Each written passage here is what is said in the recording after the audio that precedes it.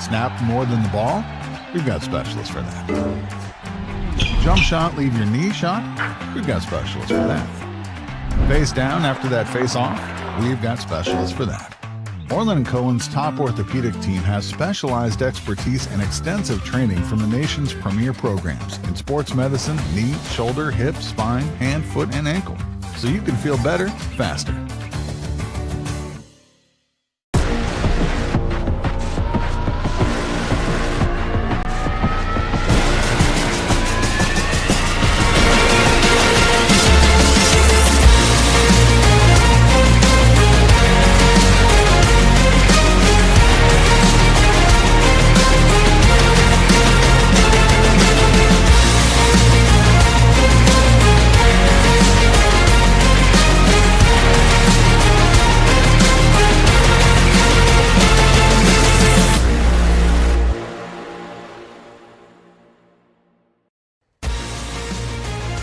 The lights are bright here at Farmingdale State College, and we have a fantastic showdown coming up. Uniondale, Syosset, the winner advances to the Nassau Class AAA Final. Tonight's AAA semifinal is sponsored by Orlin and Cohen Orthopedic Group. Well, good evening, everyone. Dylan Butler alongside Rob Anderson for another intriguing semifinal. For the second straight semifinal here in the AAA, it is a matchup of two teams where one was undefeated until they met the other. That happened in the first one, Massapequa and Plainview JFK. Plainview JFK avenged that loss. They're in the final, and they await the winner of this one. Syosset's only loss of the year came to Uniondale. Uniondale has been playing their best soccer of late.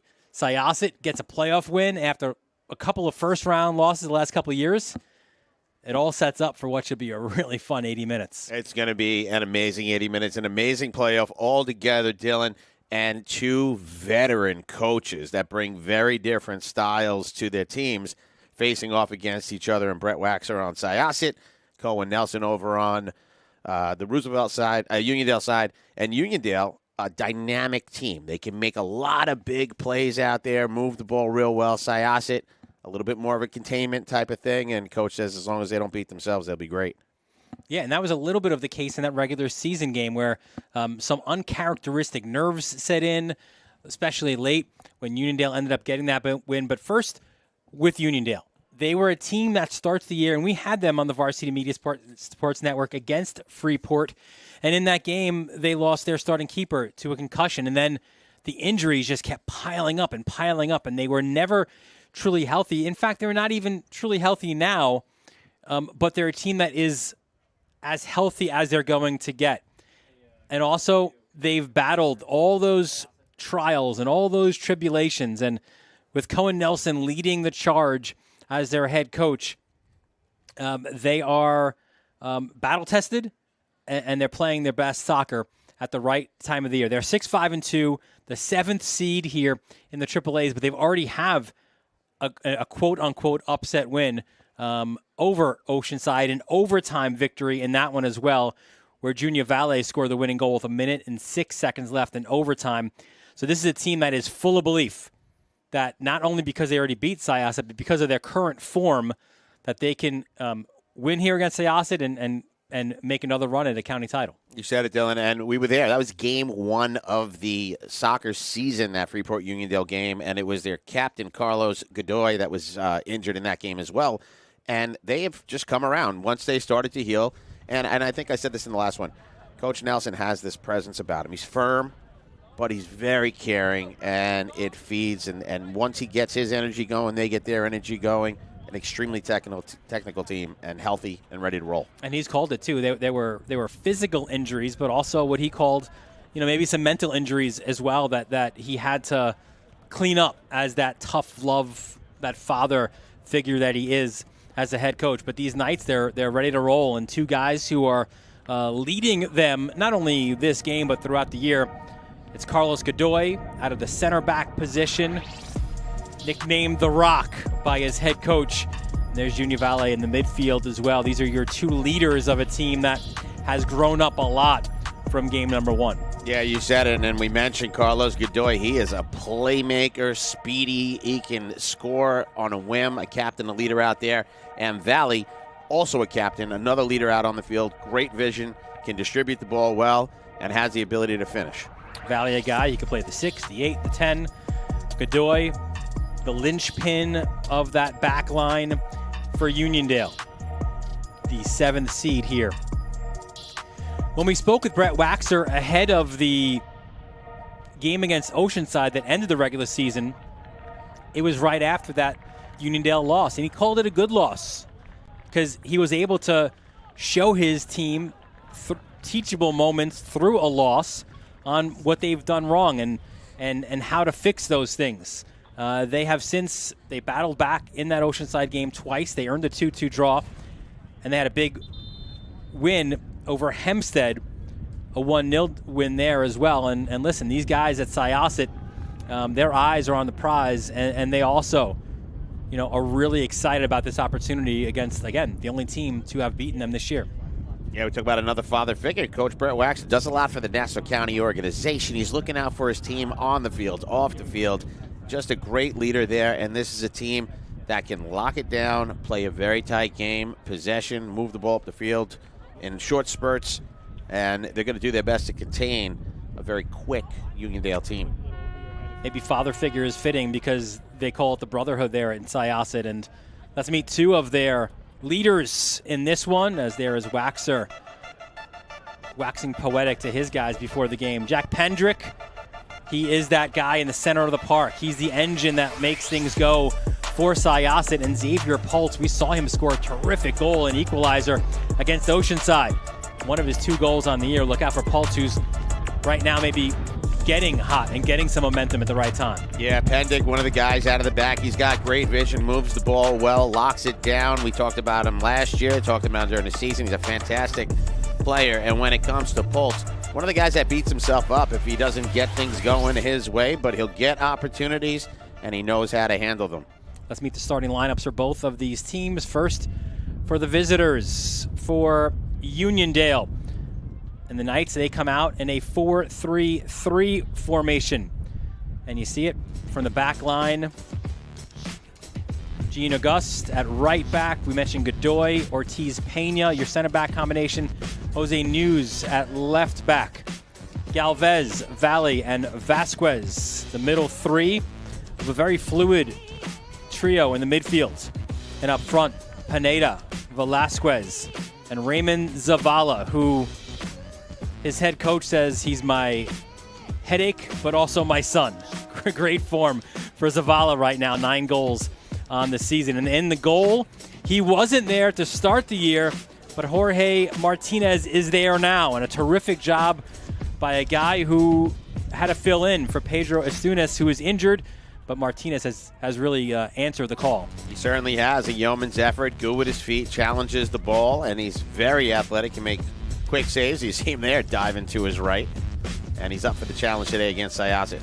Let's meet the starters now for the for Syosset in this one. 4-3-3 is the formation. We go left to right in the back. Zamet, Kaufman, Danielle, and Sackett. Your midfield trio of Hendrick, Dappis, McGuire up front. Navarro, Rizzo, Pultz, and in goal, it feels like you always have a Nevins in goal for Syosset. Cole was there a few years back. He's now at the University of Texas, and the job is Miles Nevin, the younger brother who has done a solid job between the pipes. Yeah, when you talk about pedigree, there you go. Cashing in on the Nevins brothers. He's one of those guys that can lock in, handle the ball inside his box. Great with his feet, super athletic. And again, it's a really nice matchup of 2 very good goalies. Let's check out the keys now to this game for both of these teams. Yeah, you check out Uniondale. Don't give up any set-piece goals, which means you need to be disciplined. Maintain your physical composure, which means you need to be disciplined. And try to get 1 more goal. I mean, that's the key to everybody's game. For Syosset, don't give up the leverage. Defend with discipline. Limit opportunities. Dylan, if you read all those bullet notes, it's about discipline. Both of these teams want to try to keep their head in the game and not give up any kind of set-piece opportunities that can tilt it one way or the other. Should be a lot of fun. Uniondale. And there you see the Knights as both teams being introduced to this crowd. The nightcap last night, amazing. Jericho and Glen Cove. Let's see what we have here for the second of these two Nassau AAA semifinals. Opening kickoff for this one when we return on the Varsity Media Sports Network.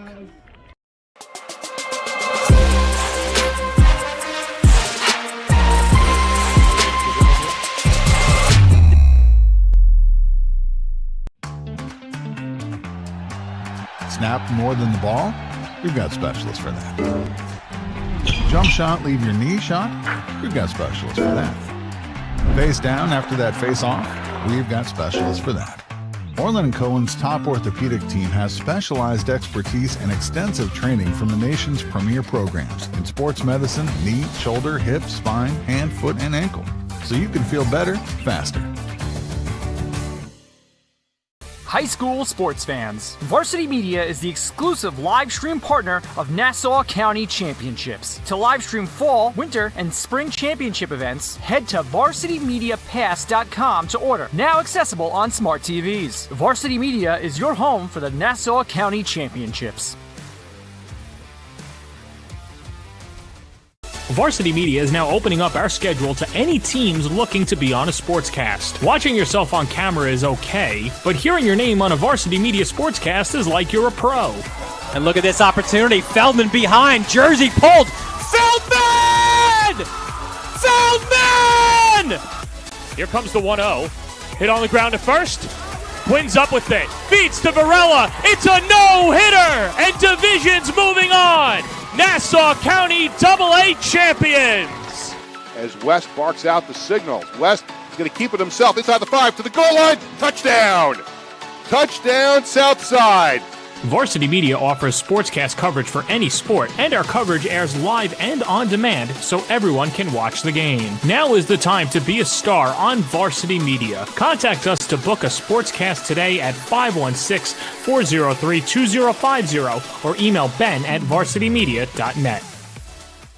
Hey parents, Varsity Media is now offering ISO video of just your athlete. Why settle for the wide angle that shows every player on the field? With our ISO video, your athlete is front and center the entire game. This footage will help in creating highlight videos for college coaches to better pinpoint your athlete's play on the field. Watching our video will help your athlete improve progressively throughout the season and may lead to a college scholarship. Varsity Media is now booking ISO videos for the fall, but spots are limited. Contact us today for football, soccer, field hockey, and volleyball by calling 516-403-2050 or emailing ben@varsitymedia.net.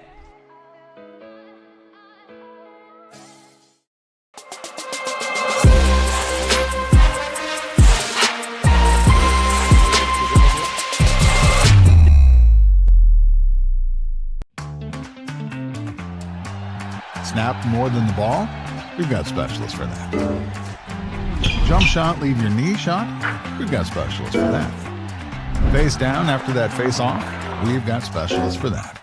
Orlin and Cohen's top orthopedic team has specialized expertise and extensive training from the nation's premier programs in sports medicine, knee, shoulder, hip, spine, hand, foot, and ankle.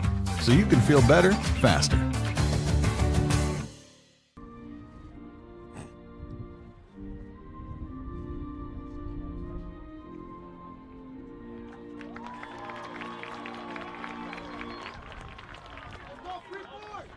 And these are the scenes here from Farmingdale State College. You walk through, and those are the participants on the field. And they'll decide who will march on to the Nassau AAA final. Let's meet the head coaches, and there is Cohen Nelson, a gentleman here in his 20th season at a St. George's College in Kingston, Jamaica. 1988 graduate. He and Brett Waxer have had many battles through the years. They've all been played with respect, and there are the two head coaches. A hug between them. And for Waxer, he is also in his 20th season. So remarkable there too, right? You both come in at the same time. Waxer from East Meadow, 1996 graduate.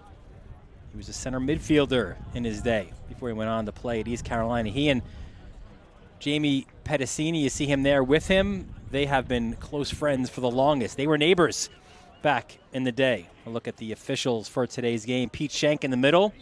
Salvazone, Barry, Postance are your two ARs. And Randy Geyer is your fourth official.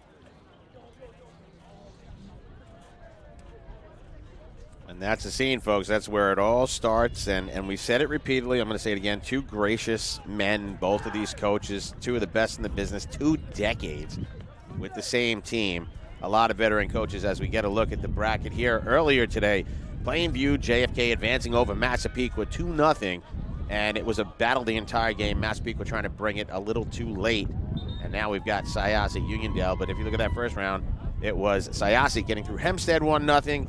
Uniondale defeating Oceanside 3-2. And they face off here tonight to see who's going to face off against Plainview JFK. And that was an important one for Syosset, obviously, because you advance, right? But a lot of these guys, they've never won a playoff game before, these Syosset players. So just a mental hurdle for them over Hempstead. Dapis scored the winner in that one with about 15 minutes left. And we mentioned before, Uniondale, they go to Oceanside. They win 3-2 in overtime. Valley scored, Zavala and Angel Velasquez as well, finding the back of the net. And we are off. Uniondale look to possess. Even though none of these players were on the field, it's a rematch of the 2017 county final. And what a game that was, where Uniondale advanced on PKs over Syosset.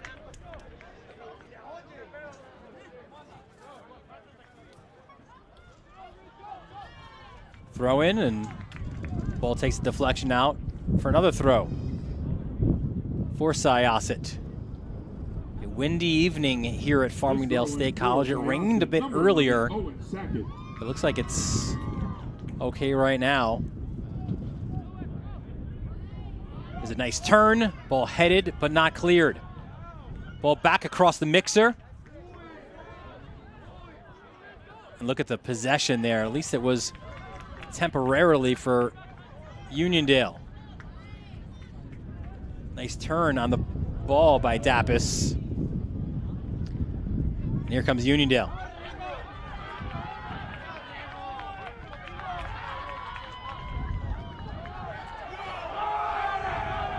Uniondale, and now the flag is raised.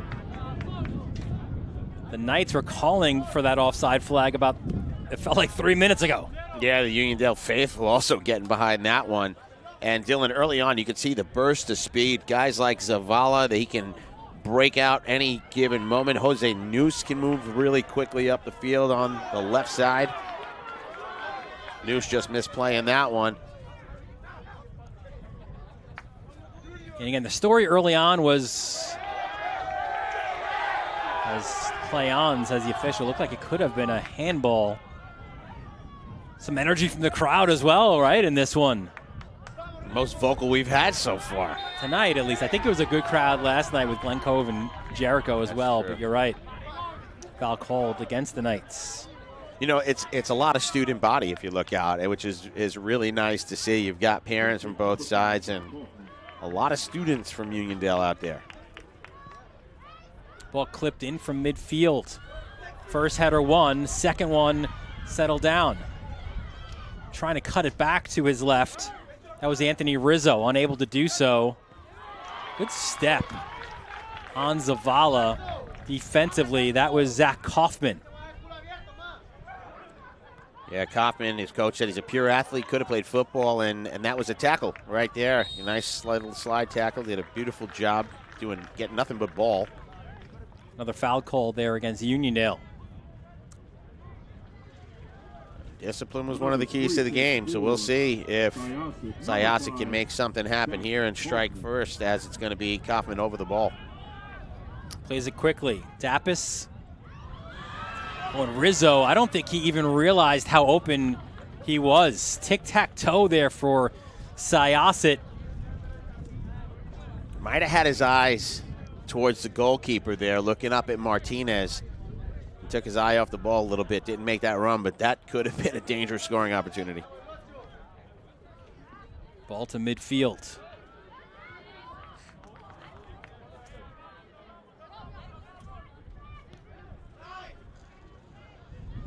Good job checking, and now here come the Knights with some numbers.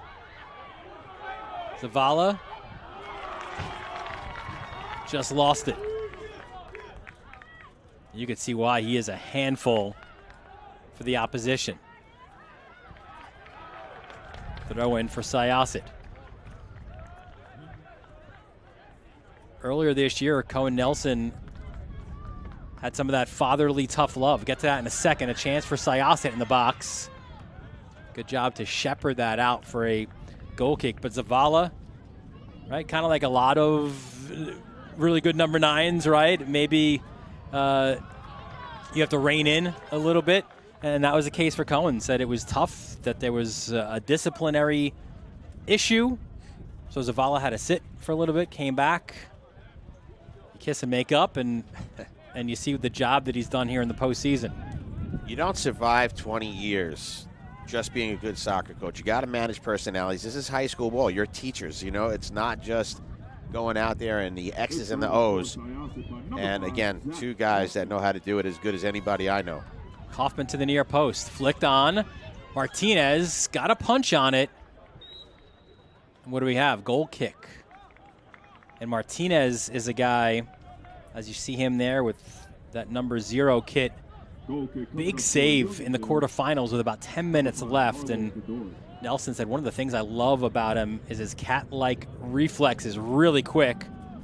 And again, as you mentioned in the open, stepped in for Pedro Estunes, who unfortunately wasn't able to return to the field after that concussion against Freeport. Nice turn by Rizzo. Double teamed and dispossessed. Rizzo tries to fight his way back, but now the Knights go on the advantage being played. Here is Zavala.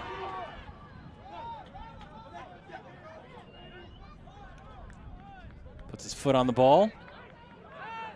And miscommunication on this near sideline.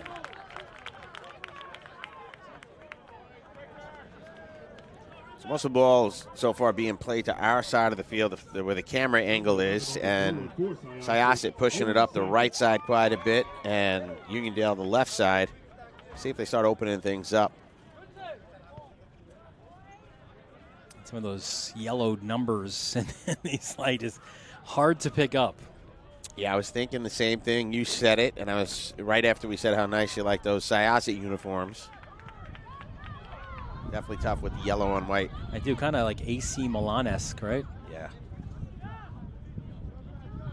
Or if you're an MLS fan, Atlanta United. Or if you're an old school fan, maybe like the old Metro Stars. Back at Giant Stadium, Tab Ramos and Tony Miola. Tony Miola. That's a throwback name. Ball up this near sideline. Chasing that down was Junior Valley. 20. That was Alberto Pineda, sophomore, who Cohen Nelson calls the future. Loves his work rate.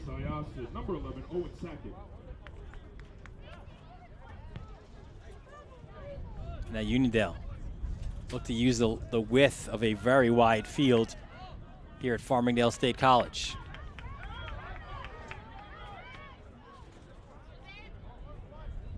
'19 was Pultz for Syosset. And both coaches, as that ball was out of the touch,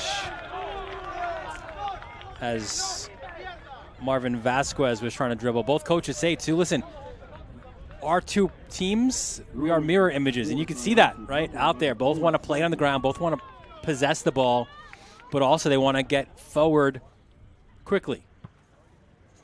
And both can move the ball quickly.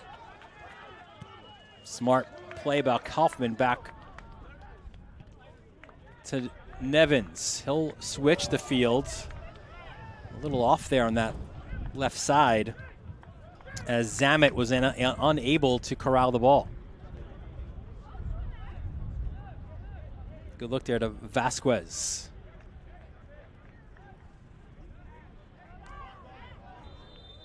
And now it'll be a Uniondale throw. In a good field position here for Uniondale. See if they can move that ball up the field. That's Gene Auguste.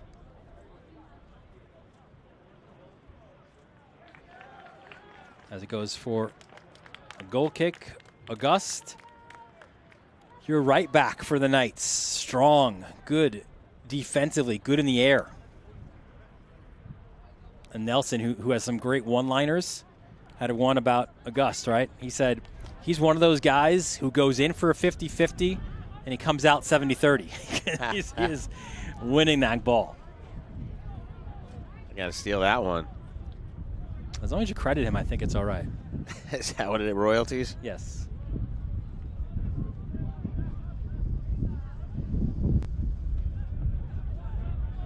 We mentioned before, these teams, as ball played over the top, Martinez runs onto it. These teams met back on October 10th at Uniondale, and the Knights came away with a 3-2 win. Zavala with a brace and an assist. Xavier Navarro and Anthony Rizzo scored for Syosset. And of that loss, Waxer said it was a tough moment for us, but one of those good moments because we got exposed when we didn't keep ourselves mentally in the game. Called it a good timing loss. That was in their penultimate game of the regular season, and we had the Syosset broadcast in their next game, which ended up being a 2-2 draw at Oceanside, which determines the seedings. So Oceanside ended up being the 2 seed, Syosset the 3. Alas, Uniondale went to Oceanside in the last game, and they won that one. So they faced Syosset anyway. And a tough task. Oceanside had a fantastic season under Coach Pat Turk. And Union's just on a roll right now, and you can see why. They've got speed, they've got athleticism, they've got some size advantage in some spots, but a very tough Syosset team. Earlier, we saw Cole McGuire, number 8, the junior, out there, just like using his body. They're moving around out there. Good look at Rizzo to take this corner. This corner kick for Syosset will be taken by number 21, Anthony Rizzo. That corner kick flag behind him there, that's limp, but it doesn't tell the story of the wind. Sends it out, settled momentarily. The ball is loose. Dapis gets his right foot on it. He's double teamed, tries to curl one back across. And no problem there for Martinez. A for effort, though, to even get that shot off by Dapis. They converged on him pretty quickly. It was an interesting setup on the corner kick. Most of the Syosset players right in the middle of the net. Yeah, and it went out to Raf Danielle. Number 7, the center back. I like that idea. You get the foot on it. They have so many numbers in the box.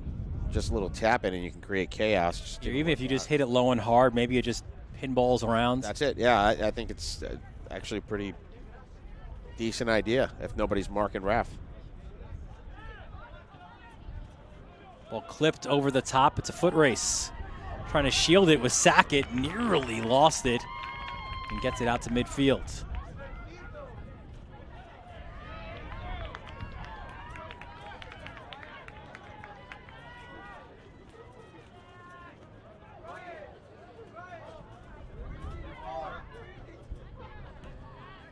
Uniondale looking to possess. Marvin Vasquez, your number 10.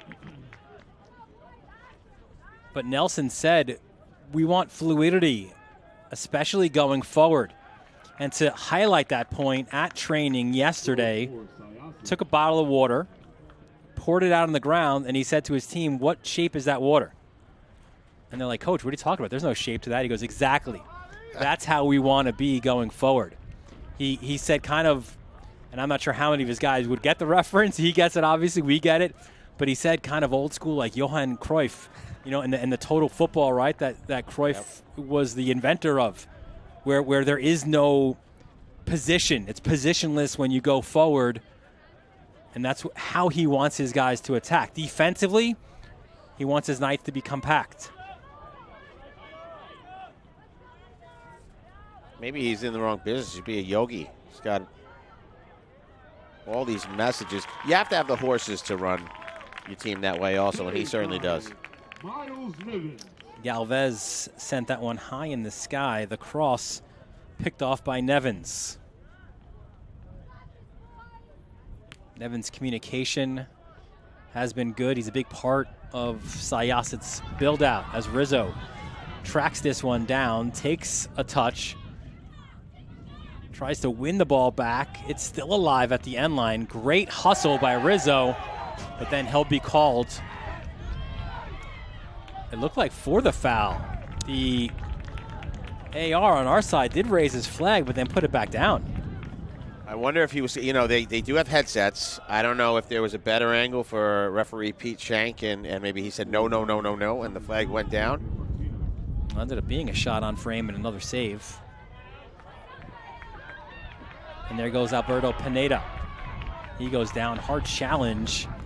The ball won back. Right back is Gene Auguste. And that one over the top. Martinez has to stay on his line. 50-50 challenge. Martinez off his line, and that shot just over. Xavier Pultz was coming in hard on Martinez. And there'll be a corner here for Syosset.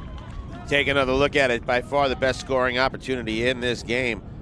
Pultz got his engine running shoulder to shoulder, but Hernandez sliding out and Pultz just getting under the ball, maybe losing his footing a little bit there, but using the body to get in deep.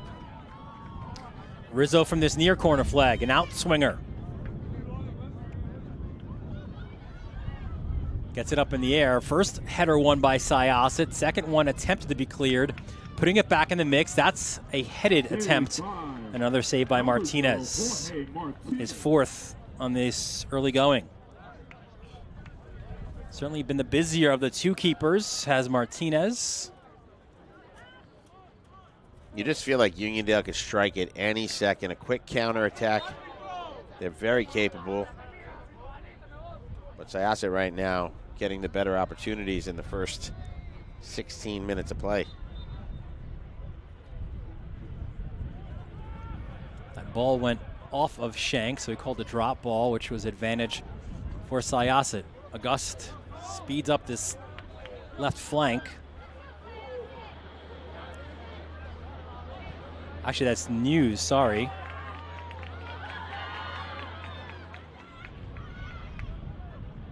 News on the left, and on the right, it's Gene Auguste. A battle for that ball, and you see the little bit of a shove from behind by Angel Velasquez.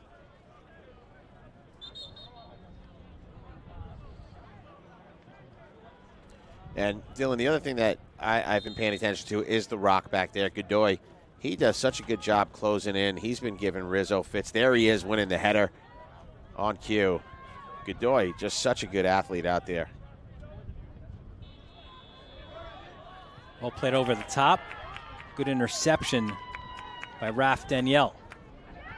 Now Danielle, stepping up there was Kaufman. We've seen it a few times. He'll step into the passing lane to disrupt the Knights. He's been very impressive. He's a physical player. And like you said, a disruptor. It's exactly the word you'd give him. And you got to love that. Willing to give up the body. And a bad throw. No? Foul? What do we got? Good question. Bad throw. Bad throw. All right. That's what I thought. Go with that first instinct. The way they rolled the ball, it didn't go out on the field. Off the field. Number 11, Owen Sackett. 50-50 challenge. That was won by Pineda. Look at Zavala. Chases that one down. He'll win it. You love his size as a number 9, although a takeaway and an opportunity to counter for Syosset. Pultz took it away.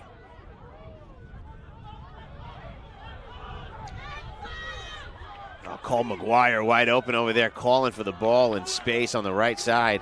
And even the Uniondale crowd yelling, back post. Yeah. So they saw it as well. He had a clean run. Valley tries to get it back. And now here comes Syosset. Here's Pultz, a heavy first touch. It will go out of touch, and it'll be a throw-in for Uniondale.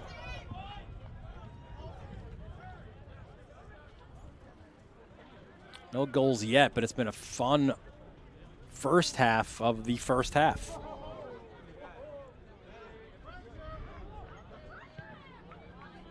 Both teams still kind of feeling each other out, and there's Rizzo on the ball. He'll play the way that he faces, so he goes back to Danielle. Up the middle, intercepted.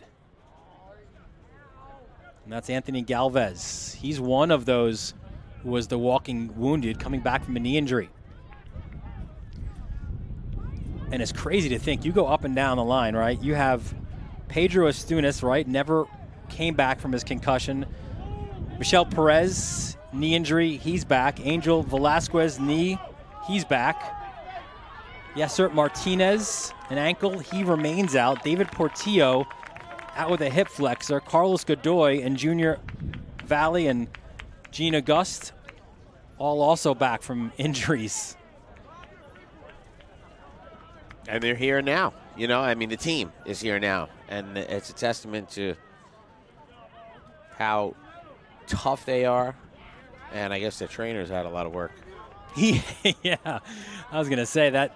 I'm not sure how much that trainer is making, but has earned every dollar.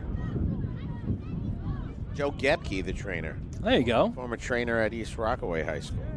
Marvin Ortiz Pena on the ball. Switches fields. Valley lost control. That's a fun matchup too. Valley and Pendrick in the middle of the park. Pendrick on the ball now. And they'll quickly try to get it up to Rizzo. That ball took a deflection on its way. So it'll be a throw-in, a deep one at that for Syosset.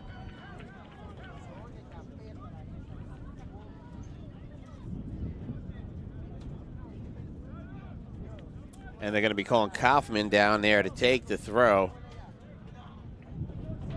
And this near side corner flag tells a better story. If we can, you can kind of see it there at the bottom of your screen, kind of whipping, right? And that's the way the wind is going right now. Still a little moisture in the air. I'm getting drops over here. Number 5, Zach Kaufman. Kaufman bounces it on the turf. Near post. Flicked on by Rizzo. It's loose in front. A back heel. Oh, it deflects for a corner. And an opportunity there for Syosset. Xavier Pultz. Take a look here. And a nice, and it was the save. Who was Goal that, line Noose? clearance. Yeah, it looks like it was Noose. Getting his foot on there. Third corner of the first half for Syosset. Corner kick from number 10. There's Dapis. Dapis. It's on the turf. Zavala settles, and now here come the Knights. Zavala tried his best to save that ball, but it will go out for a Syosset throw. Uniondale doing a good job reading that corner and breaking it up pretty quickly. But Syosset gets possession. And right now, maybe it's the speed of the game. Uniondale's missed on a few connections trying to keep the ball on the field. A couple passes that just aren't getting there. Danielle puts it back in the mix. And again, it's about those styles, right? It's interesting. Again, both teams are very similar. And the way it's being played right now, like Syosset's got more of the possession, but it feels like at any moment, Uniondale could just get down the field, hit him on a quick counter. Does it remind you of a game yesterday? It's starting to feel a little bit like that. Right? It's like Glenn Cohen, boom. They could just do it out of nowhere. But the possession was certainly Jericho's. Good header won there by Ortiz Pena. Hard challenge, and a foul was called, which will be going. It's going to be against Alberto Pineda. And Kaufman picks him up. Good sportsmanship. A healthy respect between these two teams. There certainly is. And, you know, the AAA is coming out of the gate. Here's another look, and we'll see where that contact is. Oh, geez. Well, he came in on Dapis, but also like he could have been. Yeah, that was true. He got sandwiched there. It was tough for him. Again, the officials do have headsets. They're communicating with each other the entire game. Very sophisticated process they have.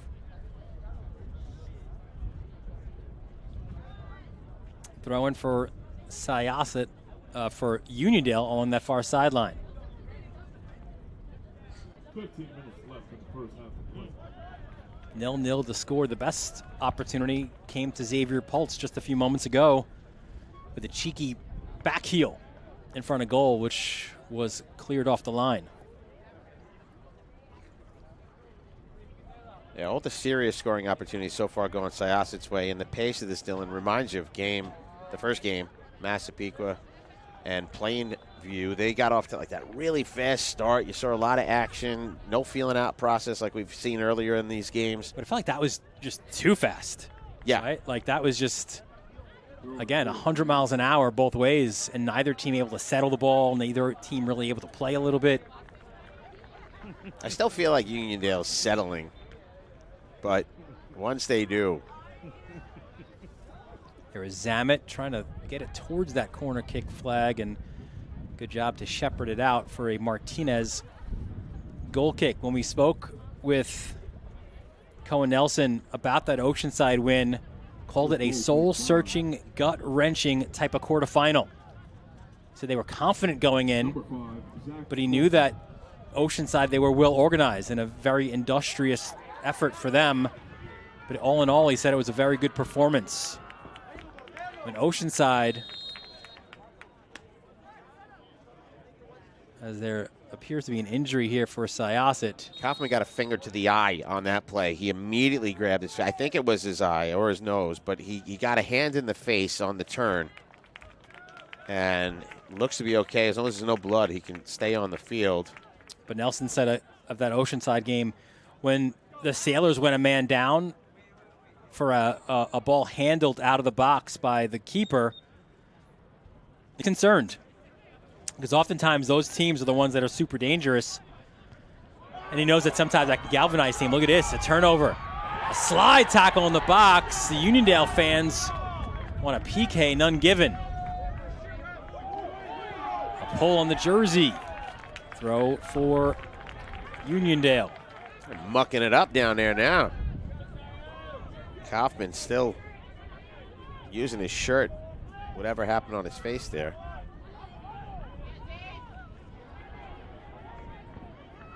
And Evans just will grab that ball, but to finish the point about the Oceanside game, says that's what it did for Oceanside. It galvanized them.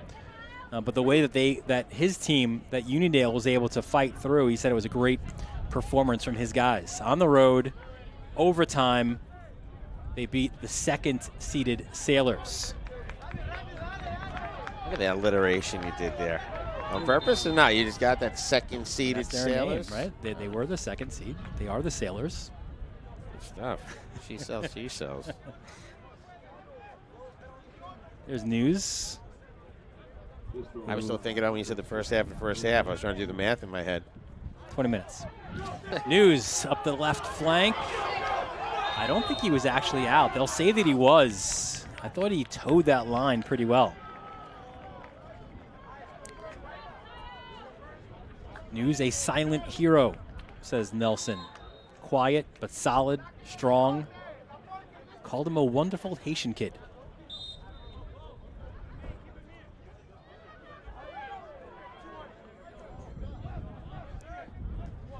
What I would like, perhaps, maybe you and I, we could organize this with Cohen Nelson. I don't know if they do this on this team.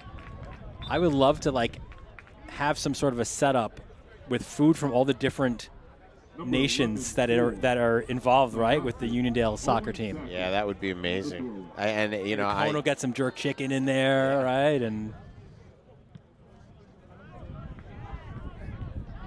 Danielle wins the header at the midfield stripe. That's your go-to Jamaican? I'm an oxtail guy. Yeah, no, I'm a jerk chicken guy. Good win in the midfield by Pineda. Now Zavala. The ball goes out of touch. Uniondale faithful, it's like another man on the field out there, another ref anyway. Number 11, Owen Sackett on the throw. Sackett. He'll get another chance at this.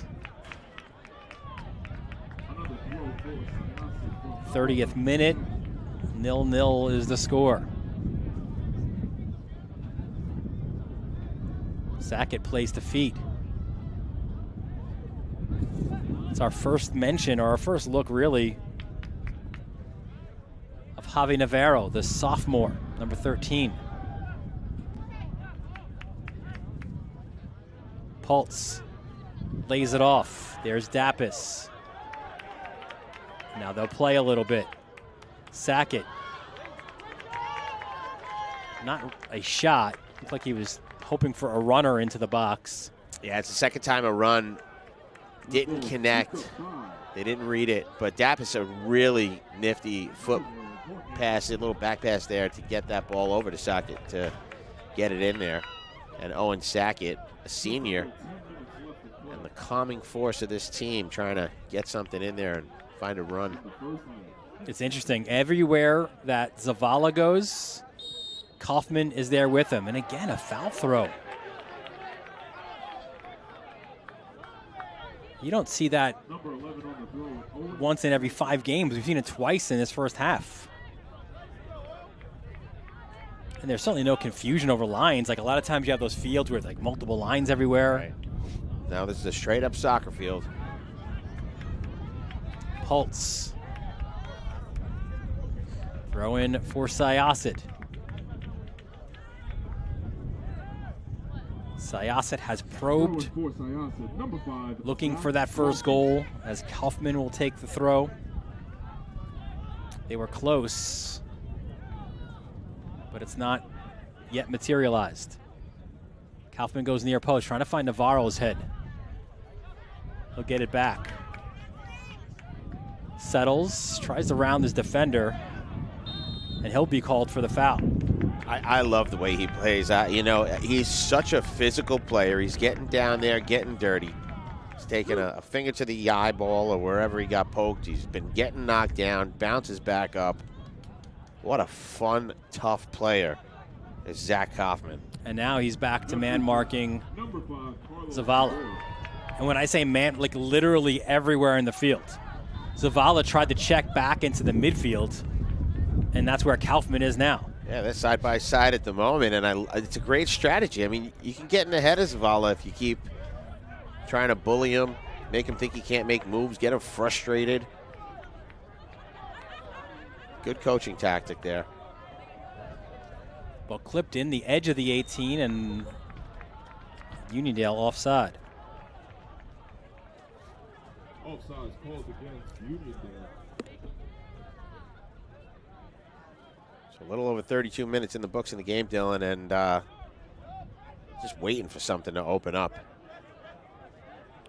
And I think if you're Zavala, listen, if you want to, I think that's a good move on his part as well. pull the center back to midfield. That's fine. If Syosset doesn't have cover there, now you've got 3 in the back. Yeah, create a little more space for the other guys. Sure. Throw in for Syosset. 33rd minute. Throw in for Syosset, number 5, Zach Kaufman. And that's Kaufman.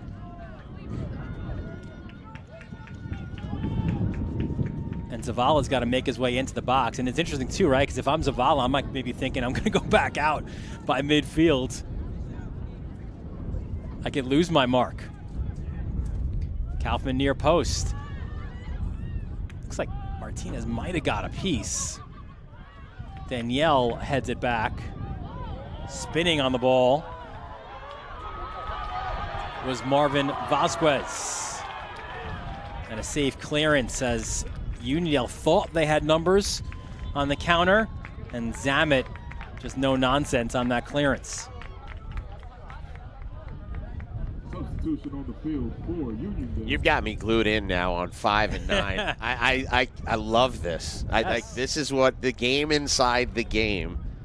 It's absolutely incredible. And I wonder if they're going to try something different as an adjustment on the throw-ins. Because so far, each time Kaufman's had that throw in the same exact spot, it winds up on a... And Kaufman doesn't care where the ball is. He's just worried about where his man is. Yeah, they're going to have to get in front of these Uniondale players. Maybe a touch back to him, try to do something.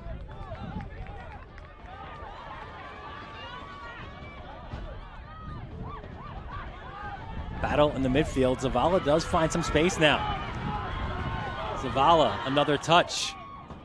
Slide tackle as he attempted the cross, and Nevins corrals. Good job there by Jack Pendrick to pick him up. And you imagine that's the other part of this defensive scheme that Brett Waxer has drawn up, right? Like, Kaufman's following him, but we need cover. Yep. And what better guy to have it than a 3-time captain and all-county soccer player? I mean, we're singing the praises of Kaufman. Pendrick out there just doing the work, covering space.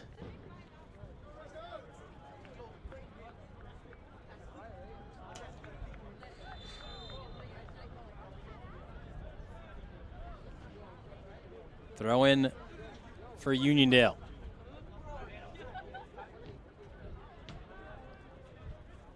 There's Zavala. Kaufman. This time Zavala uses Pete Schenk as a as a screen.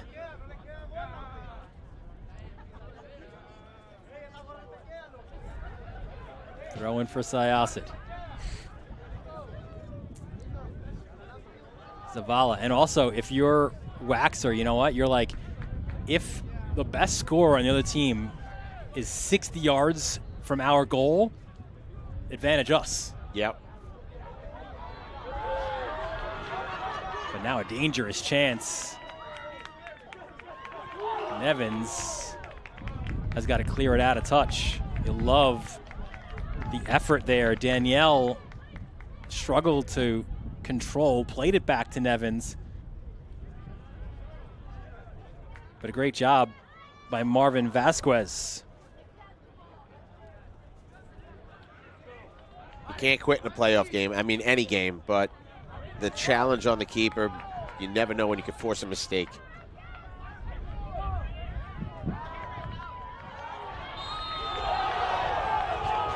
You could tell the fan base and where they are located based on that call. They are right below us, and they do not agree with Pete Schenk's decision. The 6th foul against Uniondale in this first half.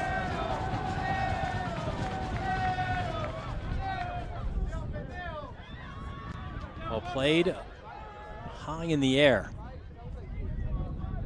Kaufman and Zavala. Foul against Zavala, and it's Kaufman who is down. We said he's taking a beating the whole game. That's what happens when you play that type of soccer. And again, Kaufman earning it on the field. And he's going to stay on again. He's squatting down now. You hope he's all right. Look like he was holding the back of his neck.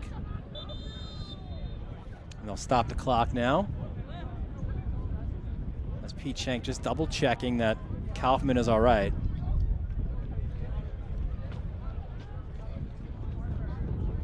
I love this by an official right now. It was the right call. Make sure there's not a head injury. Probably just went over to check on him. He's holding the back of his neck. Good job. Ball played back in. Zavala heads it clear. Can Uniondale get out on a counter?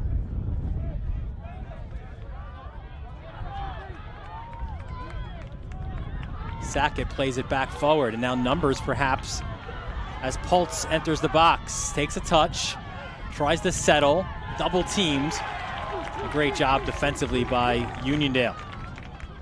Zavala calling for the ball long. It's played up toward him, but out of bounds. Inside the final 2 minutes of a kind of fun chess match type of a first half. It's a hard challenge by Kaufman. Gets a quick throw off, looking for Rizzo. Rizzo takes a touch, and he was out of bounds. He was out. So Martinez with the goal kick. Closing in on the final minute of the first half here, and it is a chess match indeed. Both of these teams going back and forth and just trying to figure out how to get behind these defenses. Rizzo tries to play it over the back, looking for Pultz.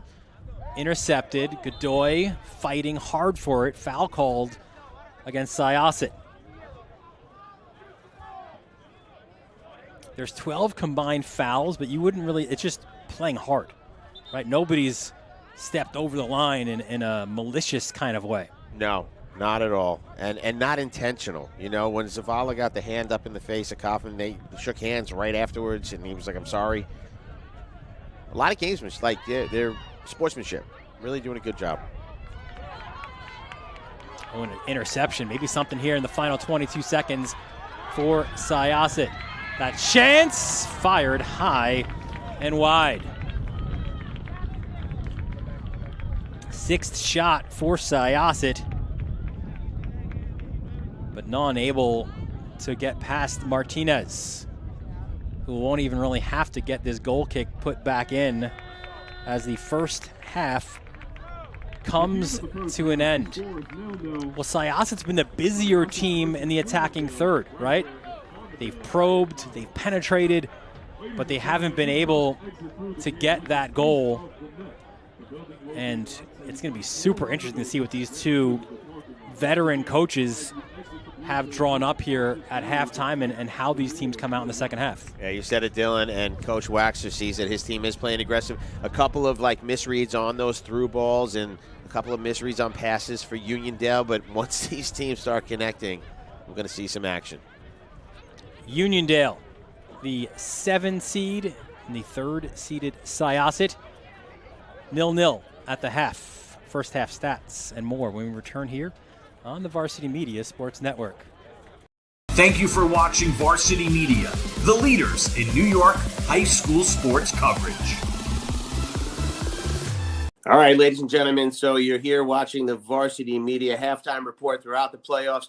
I'm joined by State Representative, the big man, and the color analyst, Al Freeman, and also by Mr. Instagram, the Instagram man, and head coach at Oyster Bay, Brian Donahue. Al, let's start out with you.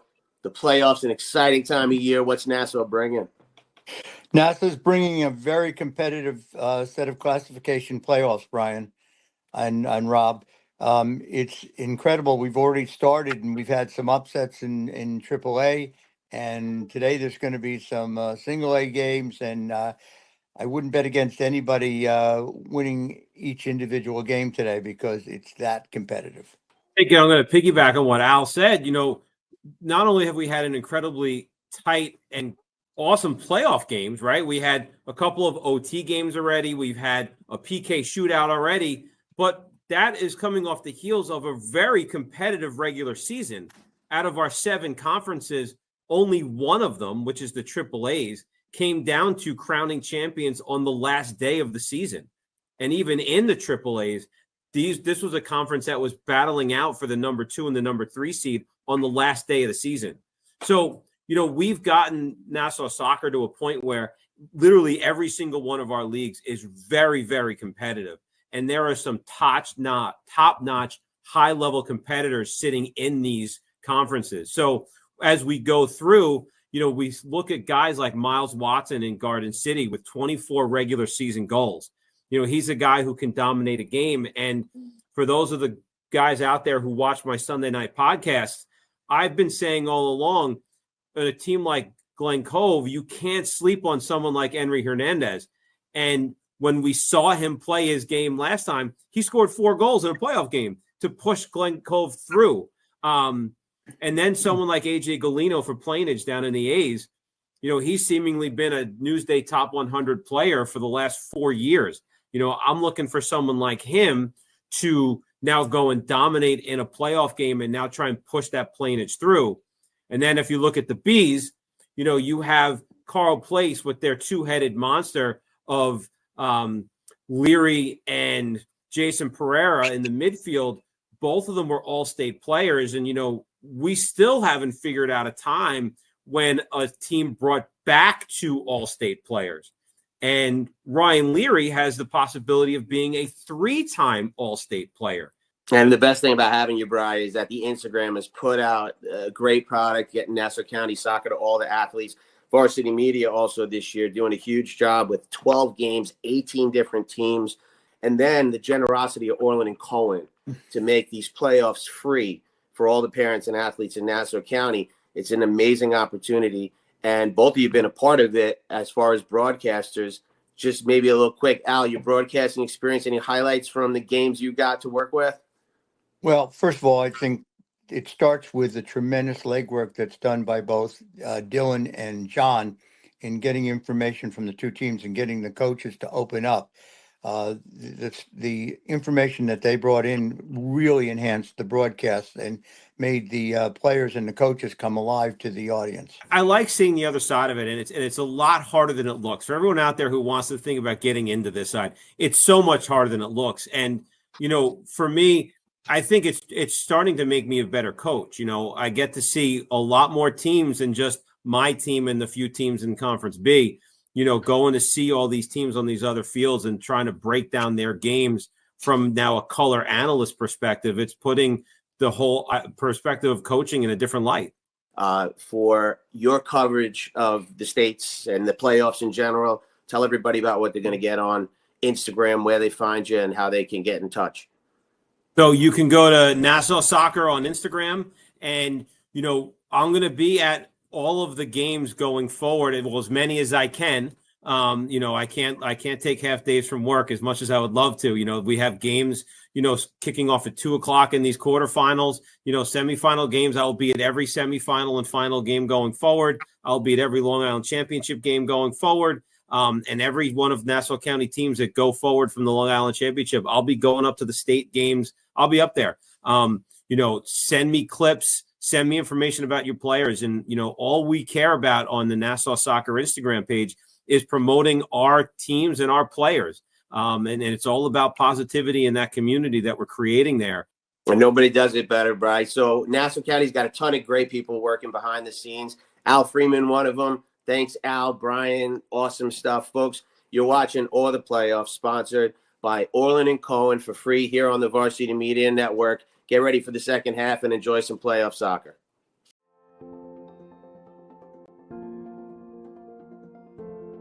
Hi, I'm Dr. Craig Levitz. I'm the Chief of Sports Medicine at Northwell Health, as well as the Chief of Sports Medicine at Orlin and Cohen Orthopedics. Here to talk to you today a little bit about injuries we see in boys soccer players. With the playoffs coming up, we're always at increased risk of injury, particularly with the weather turning. And obviously the most common injury we worry about and see in soccer athletes is ACL injuries. Most other injuries are minor and treated easily with rehab and anti-inflammatories, and people don't miss a lot of time, but soccer is well known for the dreaded ACL injury. And we thought we'd spend some time today talking about early warning signs for that, prevention, things that can suggest this just needs Motrin, ice, and you can play the next day, versus signs and symptoms to get to a doctor as soon as possible. The most common sign or symptom of an ACL injury is a pop while you're playing. Now, these pops come in all makes and varieties. Some people feel a minor pop and are able to keep running, even finish parts of a game. Other people go down on the field and it's a significant injury. And then a lot of people are somewhere in between. But when a knee pops, 90% of the time it is the ACL that tears. The ACL actually just explodes, it doesn't tear. And the popping is you're hearing it exploding. In the absence of a pop, or even if you hear a pop and you think you're okay, there can be a whole host of other alternatives that it is. And it's really whether that pop occurs and how you're feeling the next day. The curveball being that even with an ACL injury, you can feel fine the next day and still tear your ACL, because the pain is from the bleeding, and you can tear it and not have much bleeding because they come in all makes and varieties of severe tears and minor tears. Generally, if there's not a lot of swelling in your knee looks like your other knee, you can run without pain, you're probably okay, and working with the trainer and taking some anti-inflammatories is fine. On the other hand, if you're having increased pain or swelling when running, that swelling is often blood, and that would be highly suggestive of an injury, and that's where you should highly consider seeking an orthopedics attention as soon as possible. When I grew up, you had to rely on the orthopedic surgeon's hands. Now, in all of our facilities, we have an MRI readily available. Our firm belief is treating high school athletes like professional athletes.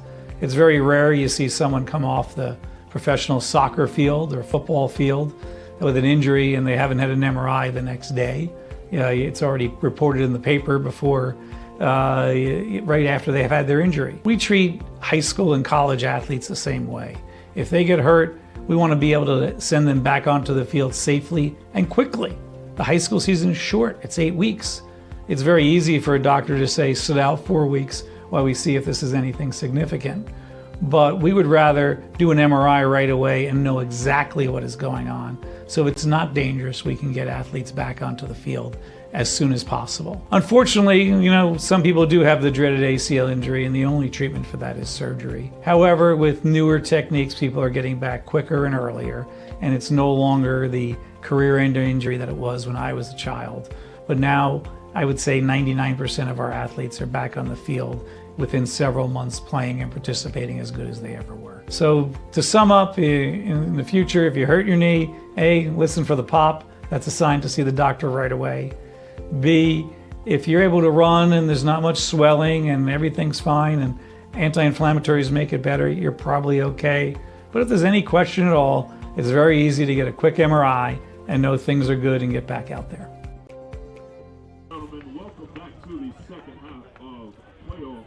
Second half just underway here at Farmingdale State College. Dylan Butler, Rob Anderson, our entire varsity media crew. It is 0-0 between the 7th seeded Knights of Uniondale and number 3 Syosset. You can tell by our cameras the rain is coming down here at Farmingdale State College.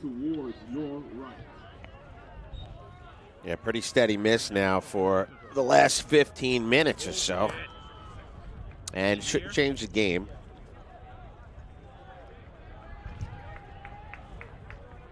Ball out for a throw.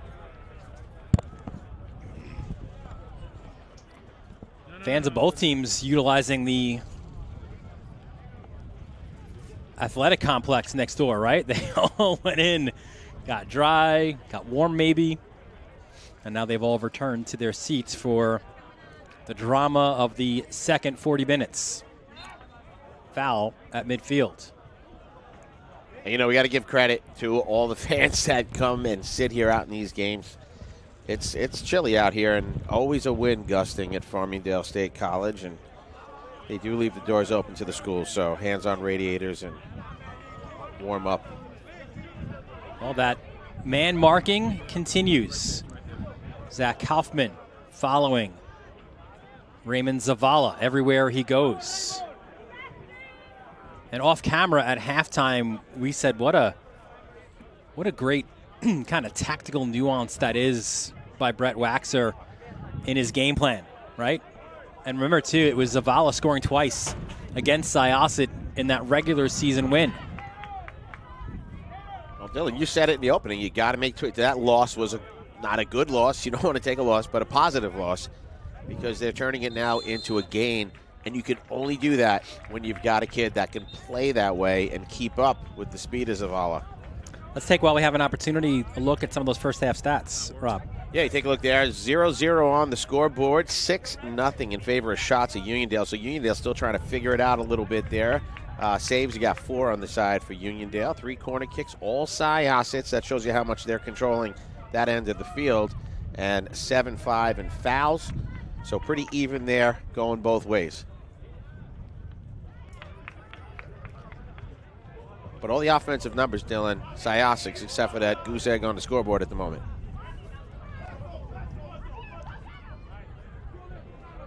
August, they look to switch.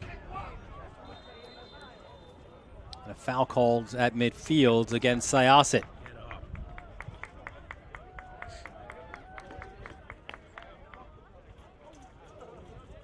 Winner of this game advances to the county final, where they'll take on Plainview JFK. The Knights dispatching of Massapequa earlier. There's a look at the live bracket. 2-0 win for Plainview JFK in the opener. That ball served into the box, headed clear but not out.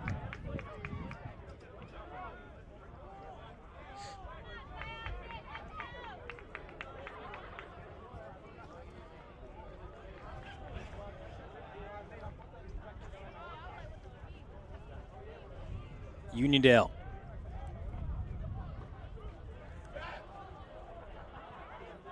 All ball, says our official, Pete Shank.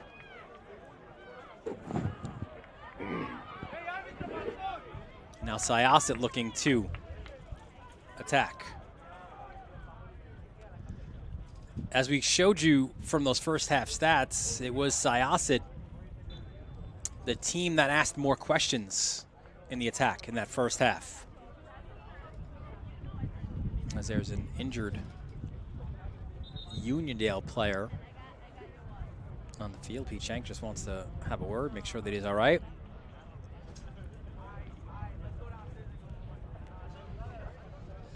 And the halftime adjustments are interesting.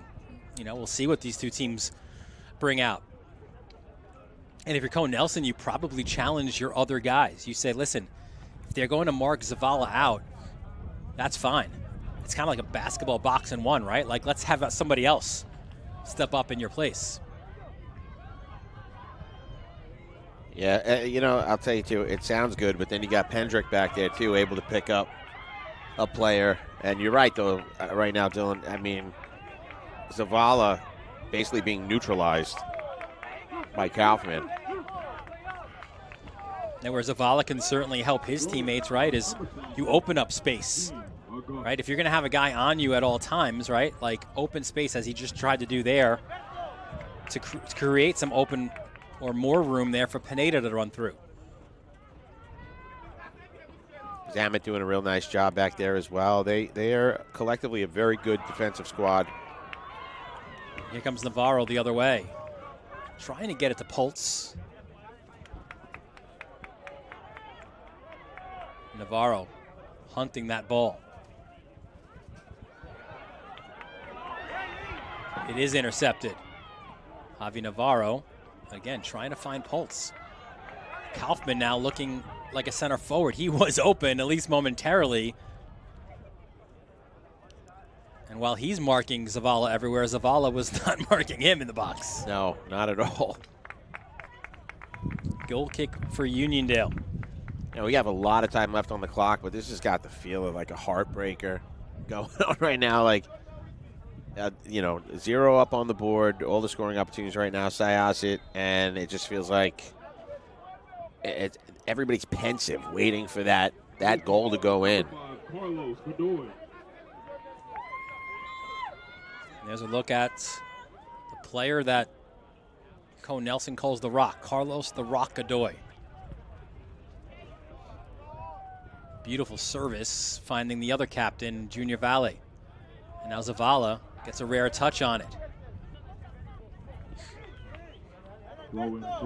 It's a good throw by Zavala.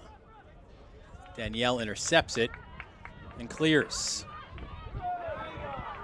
Pulse fights through. Kaufman steps in front of Zavala. Now Uniondale look to possess. Noose. A penetrating pass. And a foul called against the Knights.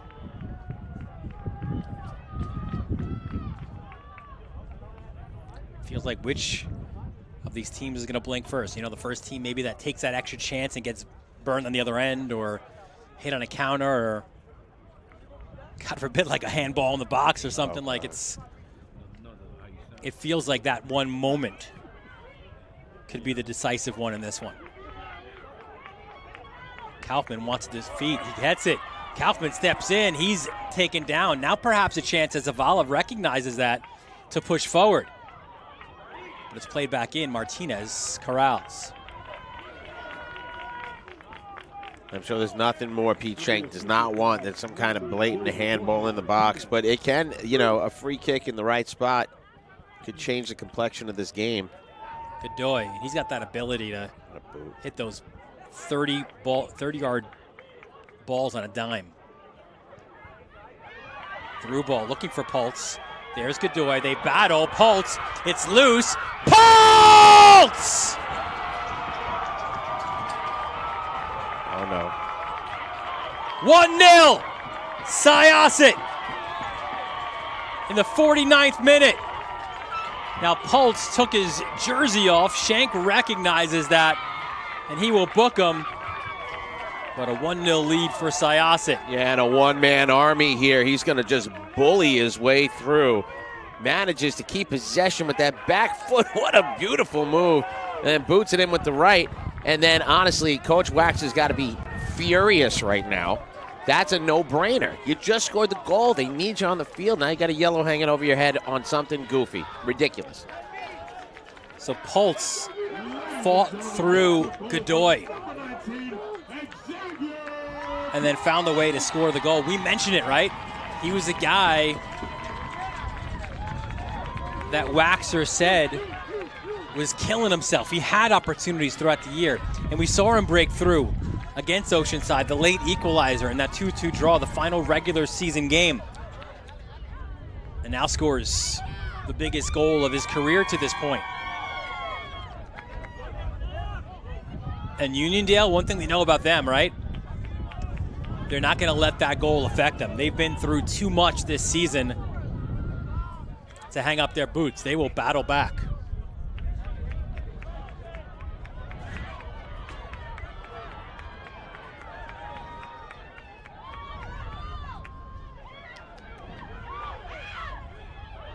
There's Navarro in the box now, blocked by Godoy. Out to midfield in this game now. A little stretched. It's got a different energy for sure. And stop the clock, and I think this is just Shank here kind of saying we're going to correct the time. The official clock didn't start right away, and Shank has the time on the field, and he will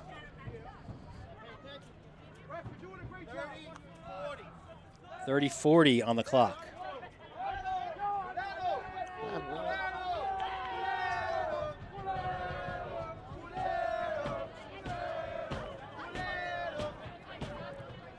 Second time I've gotten yelled at by a referee, and I'm not coaching. It won't be the last time. But I did nothing to do with it twice. I'll tell you that right now. At least, though, I have video showing that I don't do anything, and I'm getting yelled at. I would never say that you do nothing. Wow. It's when I do something, they let me go. So maybe I got to take these on the chin. Long ball over the top. Martinez just watches it go out.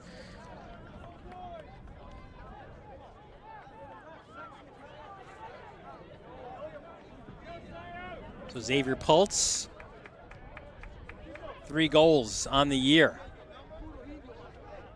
None bigger than the one he just scored to give Syosset the 1-0 lead in this Nassau AAA semifinal. Godoy, the headed clearance.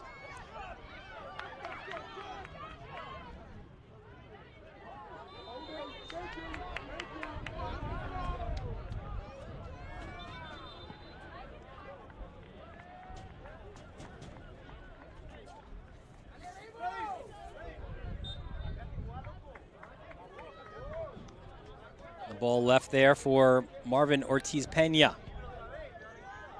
Play back to Godoy into the midfield. And there's Zavala tracking all the way back to get a touch.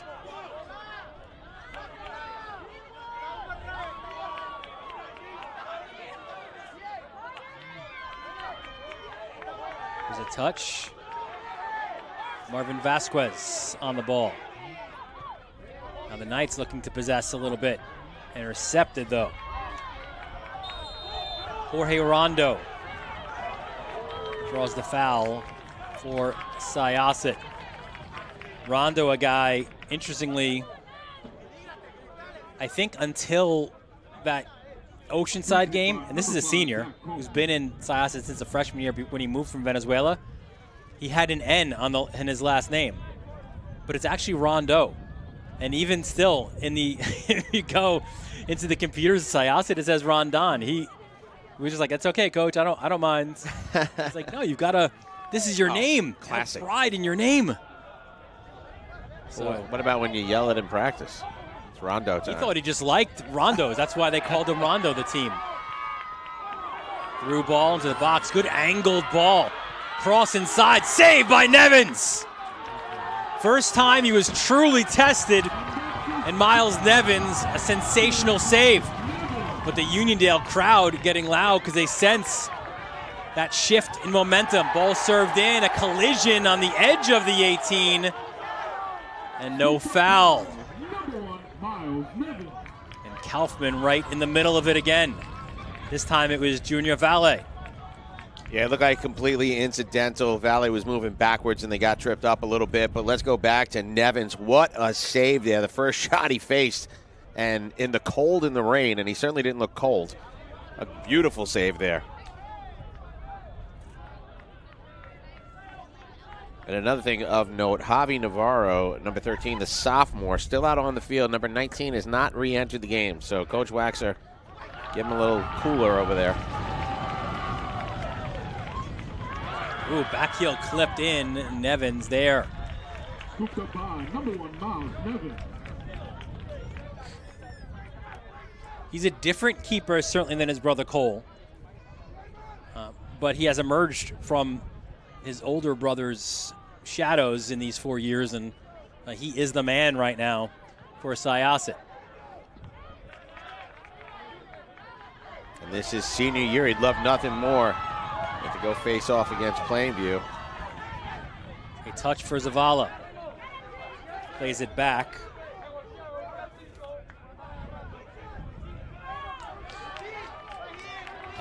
They go backwards. Godoy switches the fields. Ortiz-Pena and Noose on that far touch line. Cuts it inside. Noose, a big run. It's a different Uniondale team now since that goal. They are turning up the pressure and really creating a lot more.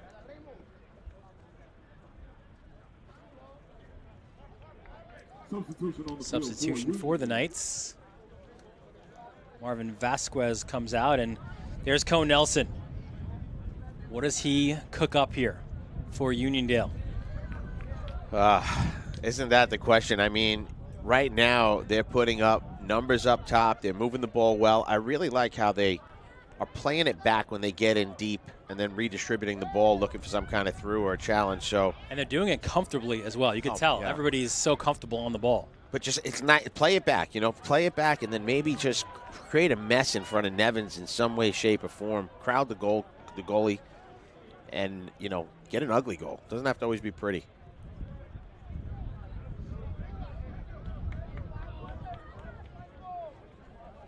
And Syosset, this is one thing that Waxer said as well. We'll invite them to play. Let them get some touches. It's fine with us. Big challenge there. Pendrick and Valley going at it. Another one of those fun individual matchups, right? Yeah, they're starting to play Valley a lot more physically. Ball into the box. Takes a bounce there. Goes towards the end line and out for a goal kick. Of course, all week, Rob, you and I, we've been here all week. We will go to Jericho High School for the A semifinals. Mineola Lawrence, a rematch of last year's county final. Mineola winning that one. Floral Park, they were upset by Lawrence in the semifinals. They'll take on North Shore. Both those games right here on the Varsity Media Sports Network. 5:30 opening kick at Jericho High School. Great matchups all week long, and that's going to be a tough one for me. I'm friends with a lot of those coaches, and you don't want to see anybody lose, but somebody's got to advance.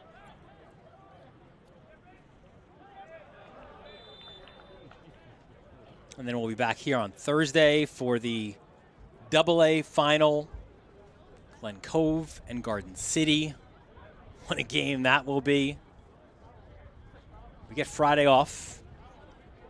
And then we're back here Saturday for the B final. That's already set, Carl Place in Cold Spring Harbor. And then a doubleheader on Sunday to round out championship week here at Farmingdale State College. Hendrick with the play to himself. Ooh, hard challenge. And a foul called. Was it for the undercut? And a yellow given as well. Yeah, we'll take a look at it here. And up. Yeah, just bending it down. I mean, that's tough. That's tough. It's a tough call to have go against you, but an easy call there for referee Shank. And that was Anthony Galvez picking up the yellow. Kind of checked his run and then ended up knocking over the Syosset player. So a chance here for Syosset, and you see the conversation being had. Dappis there. Oh, that's nice. Look at Dappis tying the cleat of Rizzo. What do you call it? The brothers, right? You know? It is a brotherhood for sure. Brotherhood. You tie your brother's shoes, wouldn't you? I would say, what's wrong with you? Why can't you tie your own shoe? You're a big brother, aren't you? Ball intercepted. That didn't work out quite like it does in the training field, and now it's a bit hectic again. Here comes Uniondale. Looking to push the ball upfield. Danielle, the headed clearance. Out for a throw. Oh, careful on the track. Angel Velasquez. The way that he was going to run to take that kick, you would think there was like a minute left on the clock. Well, in their minds, there's probably a minute left on the clock the entire game now. And that's how you want to play.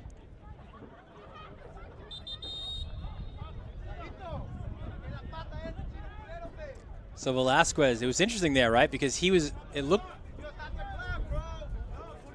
like he was trying to exit at the closest point, which is like in the professional game. But Shank's like, no, you go the other way. So he was trying to keep the clock going, and ironically ended up just kind of hurting his team by really kind of doing the right thing. Here comes Syosset, a chance to counter. Good tackle in the midfield. Jose Noose. Hard challenge, and players for both teams are down. And Junior Valley in our screen there down for Uniondale, and the trainer's on the field, which means Valley's going to probably be escorted off. The Syosset player back up and ready to go. And there he is. That's Joe Gebke I was telling you about over there, my former trainer. Out on the field with a haircut. I don't know when he had time with all these injuries. I don't know either, but yeah, Valley's going to have to come off the field now. And referee Pete Shank talking to Rizzo, who had also gone down in the back, and Valley goes straight to the side, ready to come back in the game. So I think we'll have a drop ball, right? Yes. Advantage Syosset.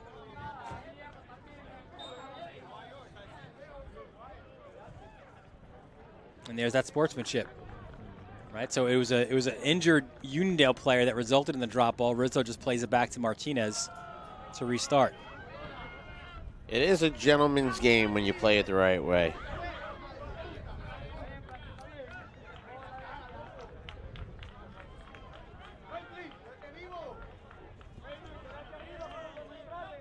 Zamet. Foul called. Oh boy. And that's what you get a little bit. Unfortunately, that's the negative of Zavala. Didn't agree with the call. Told Pete Shank as much. Also then bounced the ball. Yellow card for dissent. So right now, number 19, Xavier Poltz, the goal scorer, not on the field. And now number 9 on the other side, Raymond Zavala, not on the field. Two star players. What's Kaufman going to do now? Well, he plays a really good ball into the box is what he can do. Of course, I was joking because his whole job today was to stop Zavala. Right. Yeah, no, you're right. Yeah, now Zavala's on the sideline. He's got nothing to do. Well, maybe he takes over on Valley. See how long Zavala sits this one out. We're at the hour mark. We're midway through the second half. Godoy clips it. It's chested a couple of times by Valley. Shoulder barge from behind. And now a good set piece for Uniondale. Danielle called for the foul. And you can tell by the crowd here at Uniondale, they're excited about this opportunity. It's a massive opportunity right now, and again, this is why you want Zavala on the field. They got a beautiful field position here. Valley over the ball. Yeah, the wall goes back, and this is a good distance. I want to say about 40 yards. Valley. It's a three-man wall.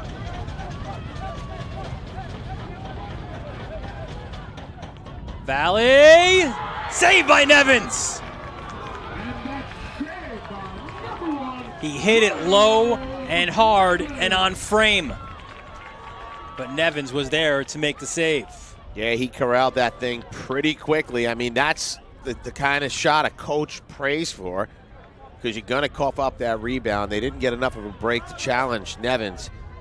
But Nevins on top of it quickly. Now Valley tries to run to the end line, slides at the ball, keeps it alive. Chance in the box. Shot. There's the equalizer! Uniondale!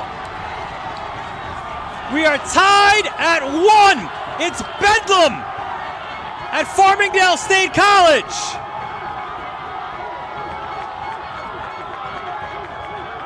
Everything in the booth shaking and going. And it's a beautiful pass. First the challenge. Ball boots out in a perfect way. And the finish past Nevin. Couldn't do anything about it.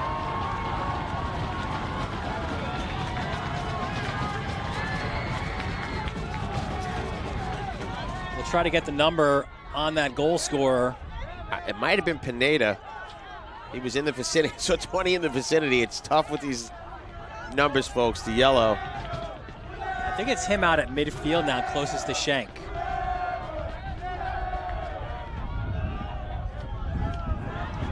But it all started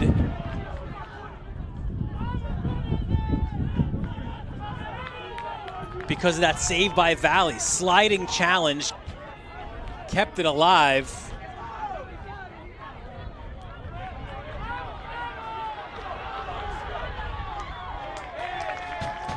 And it's a game on here at Farmingdale State College.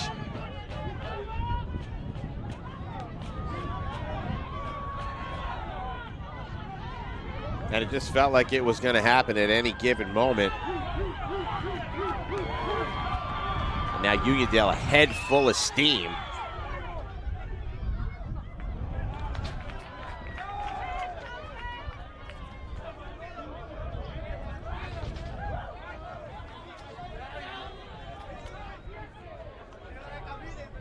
So we're getting confirmation. Luis Argueta. They'll announce Pineda, but it was 30. Luis Argueta, the junior winger who scored. All right, so Luis Argueta, a heck of a job there.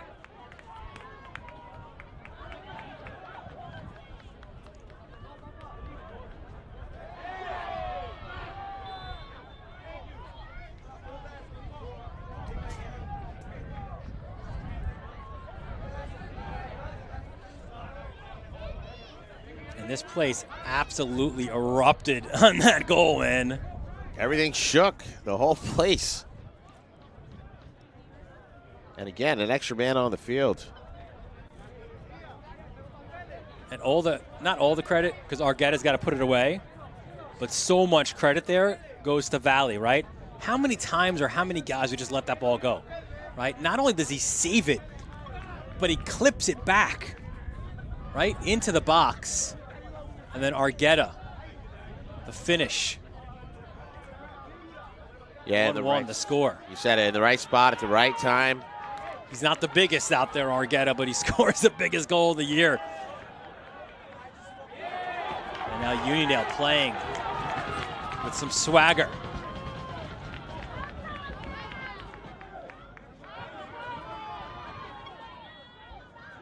They'll combine. Ball sent down that far side. A quick touch up the sideline. And Sackett couldn't clear.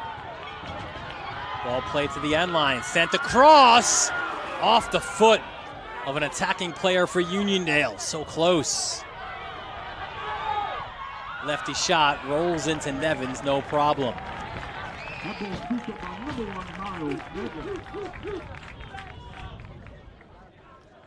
Yeah, there has been a big energy shift here at Farmingdale State College. Uniondale starting to really pressure the ball. Godoy wins that one. Hard challenge and a foul called. And that against Pultz, who's back in the game for Syosset. He is Syosset's goal scorer, and Luis Argueta. Clock will stop. We'll take a look back at that goal again, and number 30 is Argueta. And again, all credit to this save. Look at this. And then Argueta, a touch. And what a finish. Perfect placement for Luis Argueta.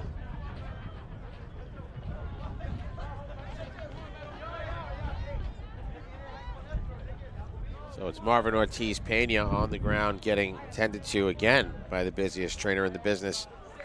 And he's got a calf strain over there too. They're stretching out. Dylan, it is cold. It's that time of year playing all these games. Marvin Vasquez touching his toes there, trying to make sure they don't stiffen up. Once again, we do appreciate your support, but make sure that all commentary is positive.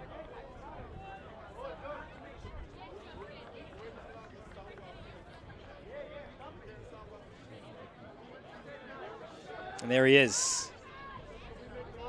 The man of the hour.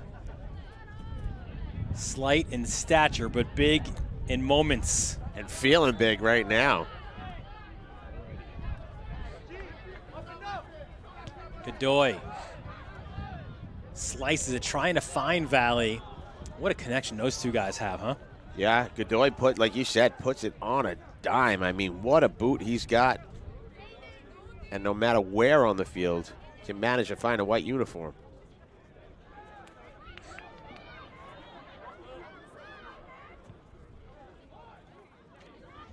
And if you're a Uniondale fan and you try to figure like, all right, who's going to be our goal scorer?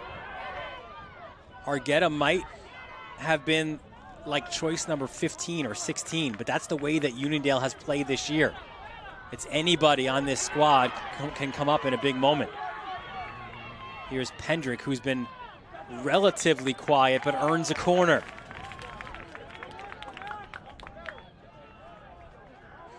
'66th minute.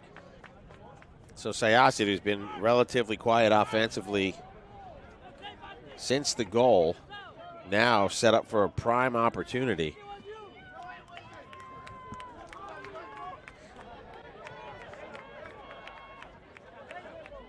And Dapis to take. Number 10, Jake Dapis on the corner kick. Dapis scored the winner against Hempstead in the quarterfinals. Good looking corner, back stick, and it will go out. I think it did take an initial touch off a Syosset player, but it results in a goal kick, which Godoy was trying to take quickly, but Uniondale making a substitution. Dylan, one of the great things you got about Dapis from Coach Waxer was that third grade video from his yeah 200 juggles, he thinks, in third grade. I should have pressed him more.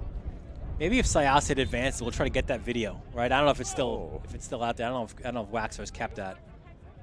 If he's kept, I'll be impressed. But to Rob's point, what it was, you know, Dapis just in a gym class in third grade, just juggling the ball, right? And Waxer's buddy was like, "You got to see this. Look at this video I have for you. This is a third grader. He's coming your way in a few years." And it was about like 300 juggles or so. Ball clipped off the post. Martinez misread it. And Godoy saying to his keeper, "Stay in it, man." And what do we have now on this far sideline? I'll take a look here. It was Kaufman, and that ball had a little front spin to it. Took a big bounce. I get it. I don't know that you can blame Hernandez there. He was trying to get in.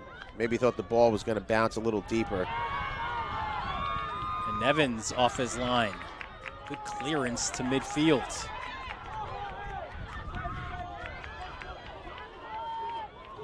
Martinez did a heck of a job there, trying to get back and knock it off the post. Number 0, Jorge Martinez. And a great punt by Martinez. And again, he wasn't the penciled in starter at the start of the year. It was Pedro Astunas. And then Astunas was injured in that opener against Freeport. And it's been Martinez who has filled that void.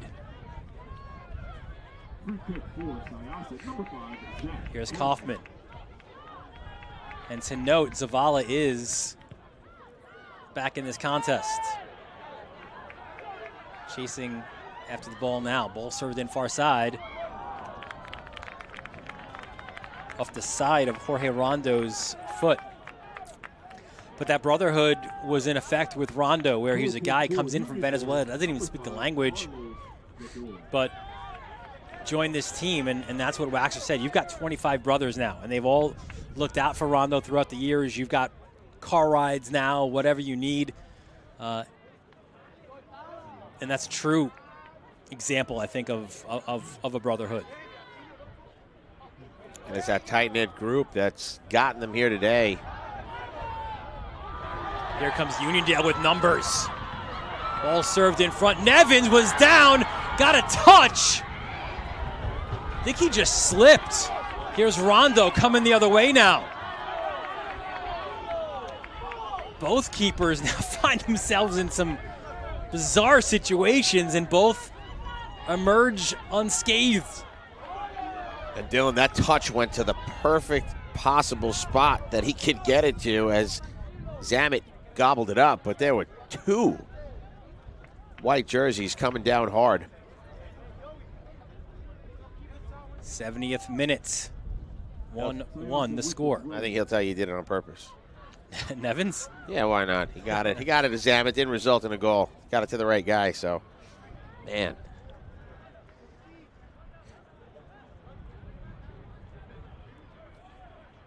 But we're starting to see that back and forth again. There's Rondo. Takes a touch, slipped a little bit, and it was rainy before. It stopped now, but that field is still slick. Zamet. Crossing the box, headed clearance. Chested down. That shot blocked. Cross in front. Ooh, an opportunity. Pendrix got it at the edge of the 18, was never able to settle it. Ball crossed in front. Navarro off his foot and clear. Now a foot race. And Zavala for a moment was wide open in the middle of the field without Kaufman near him. And what do we have here? I think advantage might have been played, and when it didn't emerge, we'll have a free kick now for the Knights. Yeah, that's exactly what happened. They're going to move that ball up. They're in a good spot, and on that pressure, on that attack by Syosset, Dylan, they just couldn't, like you said, settle the ball down. A couple passes that were bouncing high, and a lot of pressure, and it's going both ways, and this is now an opportunity as they've got the free kick, and we got Godoy there. That's the guy you want on it. Yeah, Godoy and Valley having the conversation. Looks like Valley won the conversation. Yeah, maybe he wants to get it to Godoy's head. Let's see if he's got the leg. Well, there is also, with all this happening, there's an injured Uniondale player by the scorer's table. Now it's like noose. Injuries have been a big part of the narrative for Uniondale this year.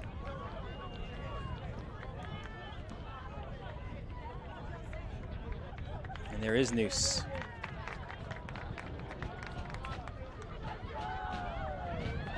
So you've got options in the box if you're Valley, right? Zavala.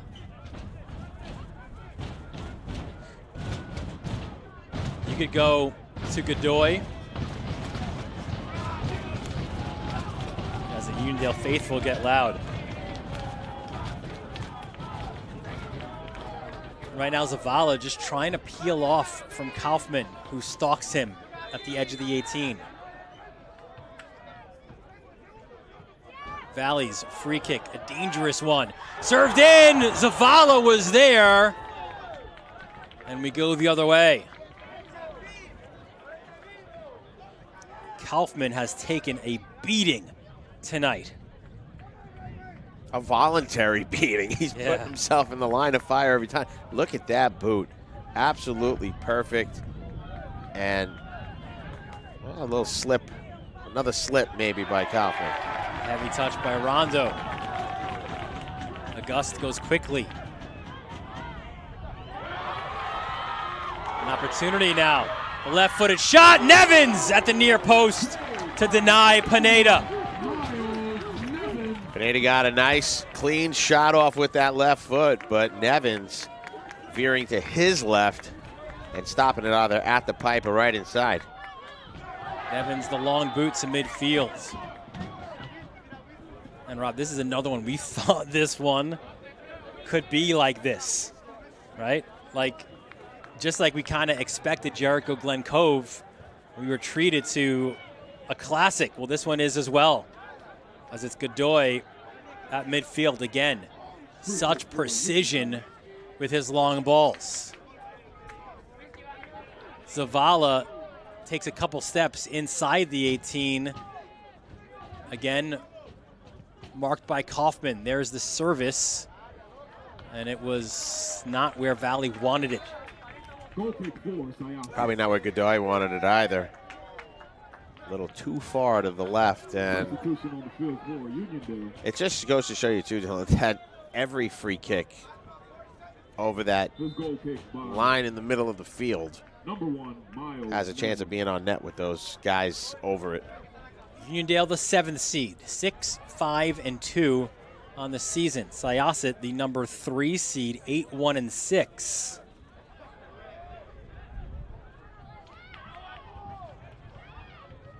Top seeded Plainview JFK awaits the winner.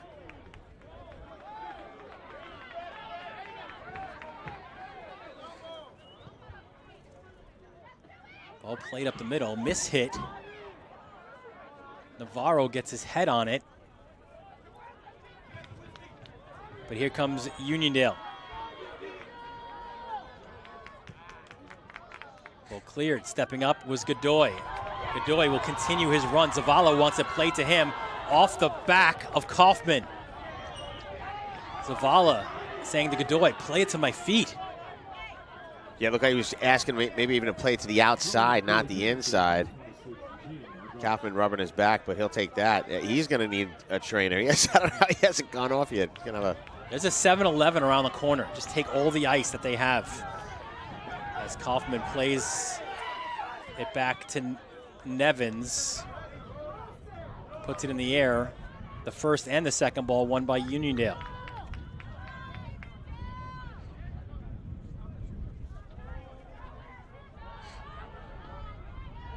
And here comes Syosset now the other way. Navarro by himself.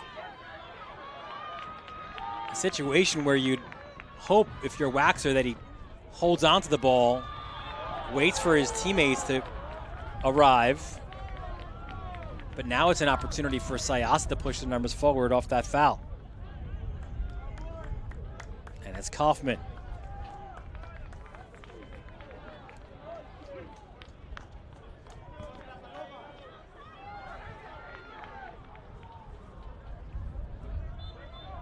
Rizzo, you can see him at the scorer's table. Desperate to come back in this game. Martinez off his chest. And he's able to pull it down. By number 0, Jorge Martinez. Martinez out to midfield. What a touch. And here comes Zavala. Behind. Zavala unable to get it, and then he pulled back. Kaufman wants the card. Remember, Zavala's already been booked. And Schenk, he does not want to issue that second yellow. So just a conversation. That's the veteran official doing a great job there, saying, I don't want to give that yellow card. Don't give me a reason to show you that yellow. And you can tell by the hand gesture that was the last warning. Pendrick flips it to the near side. Rondo not able to run onto it. August goes backwards to Godoy. Takes a settling touch, sends this ball up toward the midfield. Headed, ooh. Now Zavala is involved. And look at this. It's a second yellow. And a red for Zavala.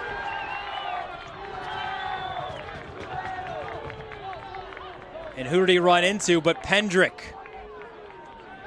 Syosset will play the rest of this one down a man. Watch it again, a late challenge by Zavala. It looked like he was almost trying to check his run or check the challenge, but he couldn't stop himself. The momentum, we'll show it again, just kind of continued like he was too late to stop. Yeah, bang, bang play as we get another look. And the ball's played, and it's gone. Pendrick gets it on the head. It's late. He does try to brace himself, but you're also on a warning on top of a warning, right? You got your yellow card. You got one 2 minutes ago, less than like 30 seconds ago. So referee Schenk, really not much of a choice, and we've got now some uneven numbers here. So 77th minute, second caution, sending off for Zavala. And that'll go into the rest of this game. Anything beyond regulation. And an automatic suspension if Uniondale advances. Kaufman, dangerous ball. Martinez is in there. No, just wide. The opportunity was there at the back post. But Anthony Rizzo unable to get onto it. And Hernandez took him out pretty hard. Martinez, a beautiful cross. And, oh, goodness, a nice save there by Martinez. Uniondale has dealt with adversity all year long. And nearly a chance. Shouts for a handball as well. But this, again, a team that has dealt with a lot. They'll stop the clock with 2:42 left. And another injured Uniondale player along that far sideline. So a red card to their top goal scorer.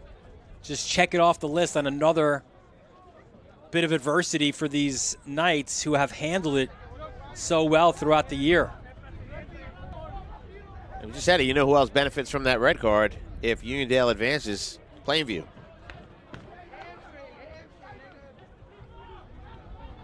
And now another cramp, and every time the trainer's on the field, that player's got to come off the field. But it looks like it's Junior just Valley. A calf, right? Looks like a calf. Yeah, he's stretching out that foot, so that's what it would appear to be.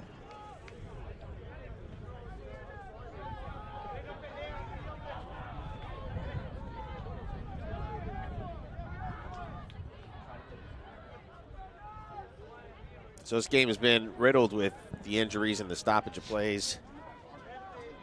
Some bizarre moments. Some goals, including one for Uniondale that leveled this match from maybe the most unlikely of players, Luis Argueta, the junior winger.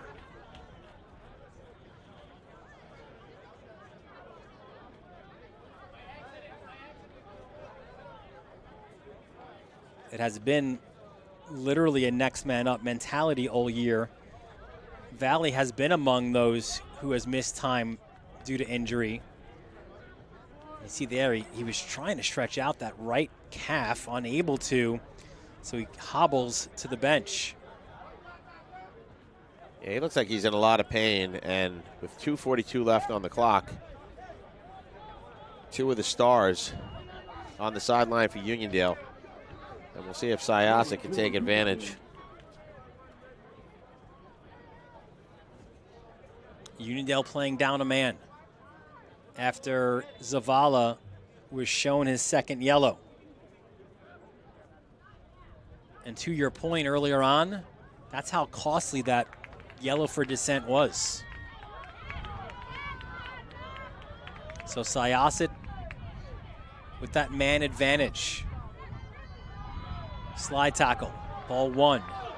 Good cut back upfield. Clearance, but not out. Shot blocked. Headed out for a Uniondale throw. August plays it quickly. So Dylan, the main change is now they're playing three back. They're still bringing it up top.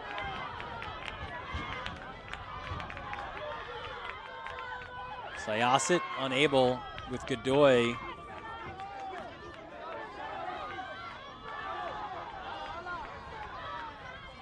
Pineda tries to fight through a couple of tackles, but Uniondale called for the foul.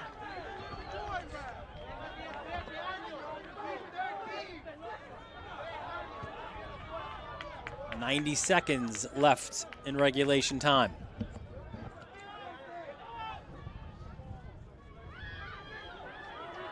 Rizzo trying to track this down. Martinez grabs it and punts it high in the air.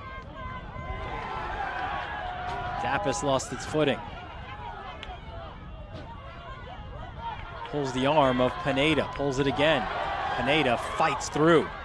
The Uniondale faithful to their feet, and Dapis wins it right back.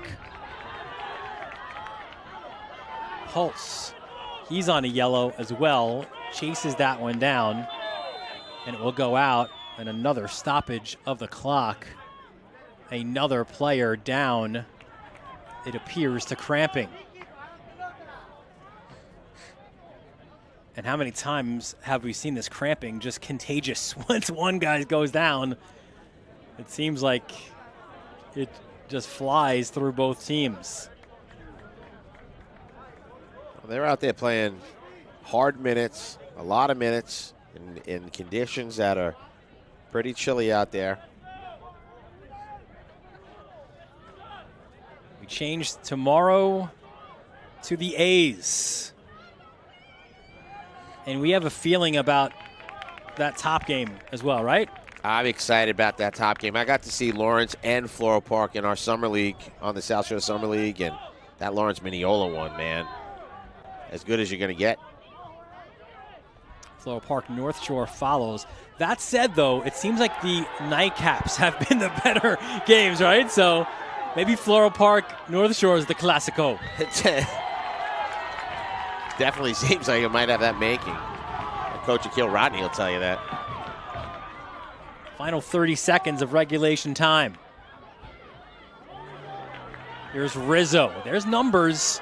Rondo is open on the far side. They are unable to get it to him. Throw in for Syosset. Can they get one more chance here in the final 11 seconds?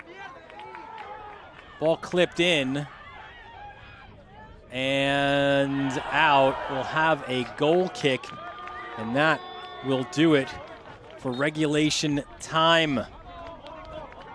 We were scoreless at the end of the first half, and we still don't have a winner in this one. And here is that one that tied it up. Argueda just takes a blast at the perfect spot through Kaufman, past Nevins, and hits the twine. Overtime when we return on the Varsity Media Sports Network.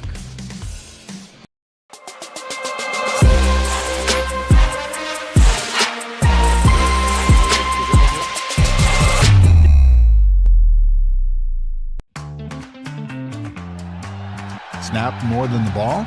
We've got specialists for that. Jump shot, leave your knee shot? We've got specialists for that. Face down after that face off? We've got specialists for that.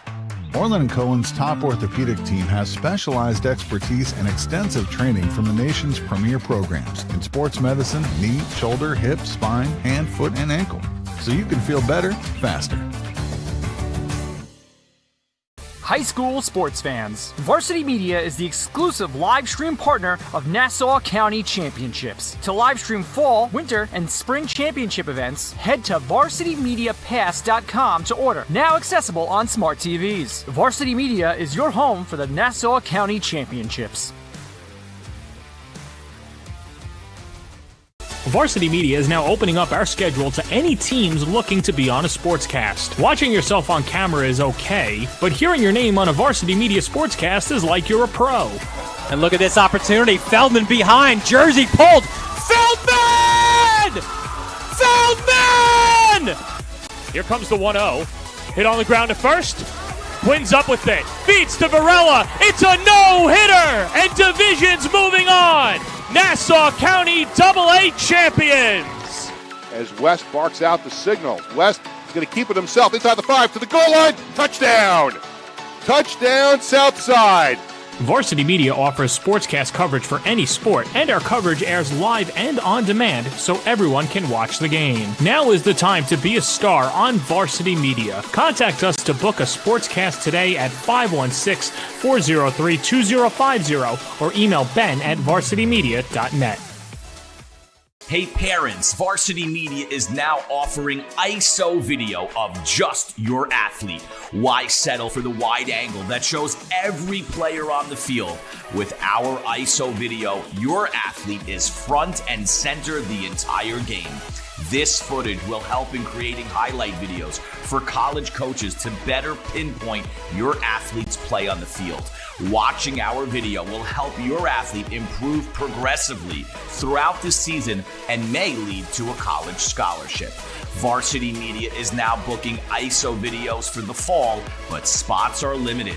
Contact us today for football, soccer, field hockey, and volleyball by calling 516-403-2050 or emailing ben@varsitymedia.net.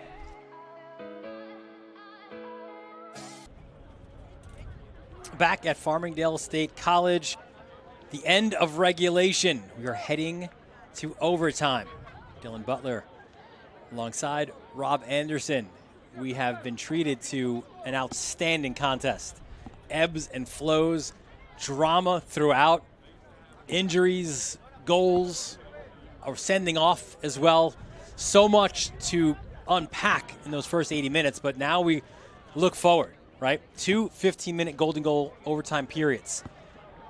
By the looks of it, of the two teams, Uniondale, they look to be more gassed than Syosset at this point, and they're down a man with Raymond Zavala's second yellow card.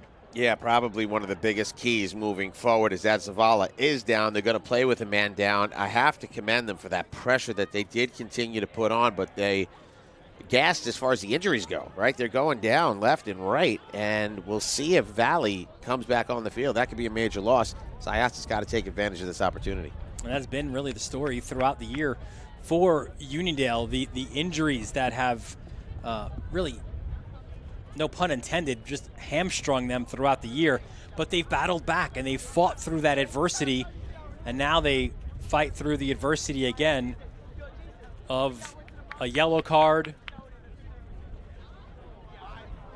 and all these injuries. A lot of cramping up for these players, but who's got the winner in them? Now again, go back to the quarterfinals, and it was an overtime game for Uniondale. So maybe an edge in terms of already having done this. They go to Oceanside.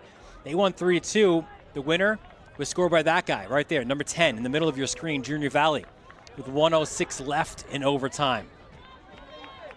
Does he have another golden goal in his boot? Well, it's great to see him out there. They all had 5 minutes to recover. And folks, Varsity Media Network free Orlin and Cohen, who I think got no serious injuries out there, but that's who they'd call.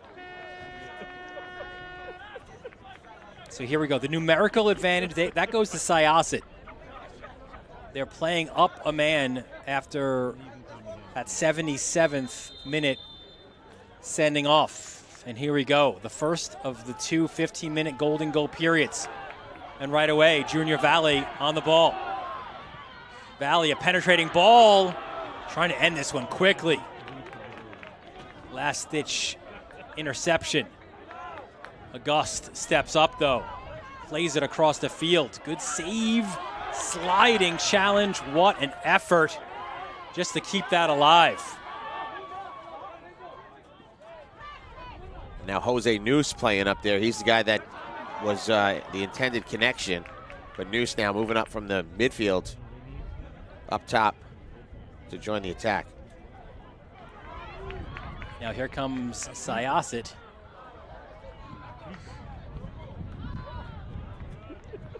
If you want to play that like overtime goal winner like you do in the Stanley Cup playoffs, I don't know. Is it Dappis maybe? He scored the regulation winner against Hempstead.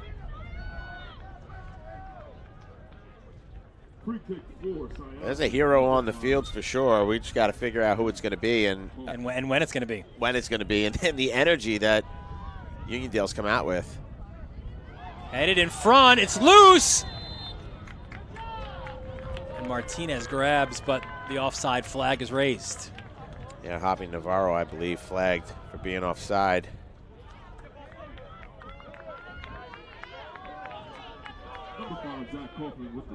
Kaufman, his job throughout most of this match was to shadow and mark tightly Raymond Zavala.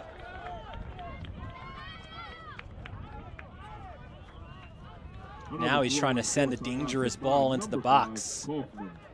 He has been hit with balls, with challenges. He has been beaten up and battered. It's a good throw into the box. Looking for Navarro. The settling touch, firing. Ooh, off the head and out for a corner. That was a really good looking strike by Cole McGuire. Corner for Syosset, near side corner. There's a look. McGuire gets it on his foot, turns that hip, but off the defender. Dappis headed clear, but not out. Hendrick puts it back in the mixer, but it goes over the end line. So, Dylan, do you think that Kaufman the way that he played the game had anything to do with the Zavala? I think for the first yellow, yeah. It Yeah. did. I think Zavala was frustrated that there wasn't a foul called. And he got called as Valley gets called for the push from behind. Oh, and he throws the ball at Kaufman. Kaufman turned around looking to see if there was going to be another one.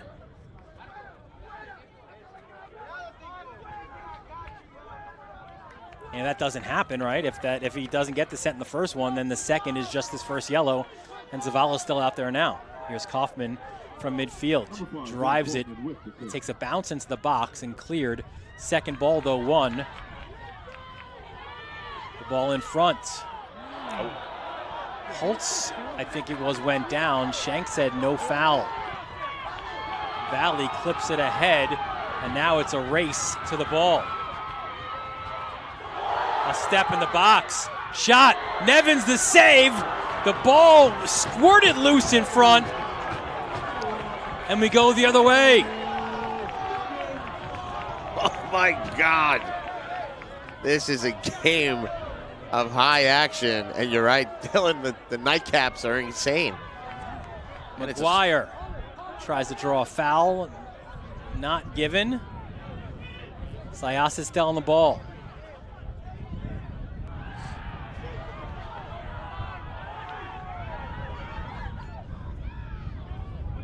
Looking for the head of Navarro.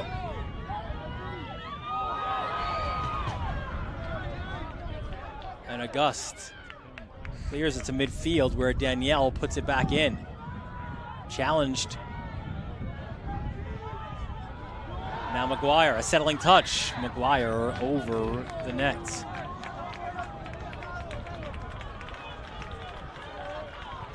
For much of this season, McGuire and Dapis have had a really good connection between the two of them. And there is the Rock, as his coach calls him, Carlos Godoy.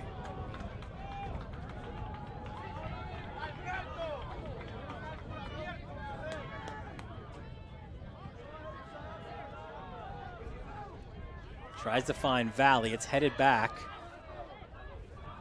And now Syosset. Hard slide tackle. And a foul and a stoppage will get a card here issued. Valley argued the case, but it was Angel Velasquez who was booked for that challenge on McGuire. Another look. Yeah, comes in hard on the tackle. McGuire gets the foot and he clips his ankle.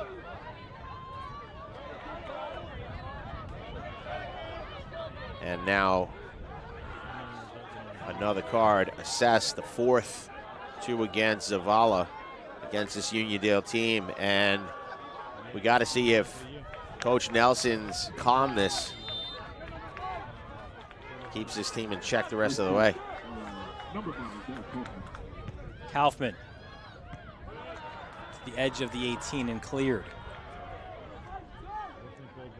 Zamet will let it go out for a throw in front of the Uniondale bench.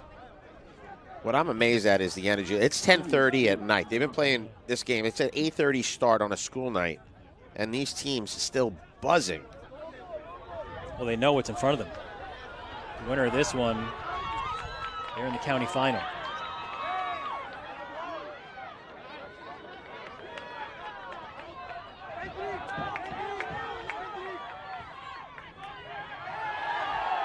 Kaufman, he's just found himself in the middle of everything, hasn't he? Here's Javi Navarro. Navarro, good interception, but it will go out for a throw for Syosset. Godoy, I like the gamesmanship, right? Like he needs his numbers back, so he delays the restart. Number 5 on the throw-in, Zach Kaufman. So Kaufman will put it in, and again, look out for Navarro as he goes now to the near post. And he will literally post up his defender there. Kaufman Navarro, second ball, cleared.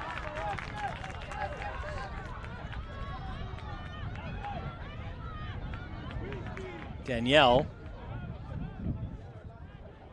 Ball into the box. Still there. And Martinez makes the save. Quick outlet for Martinez, but it's headed by Sackett.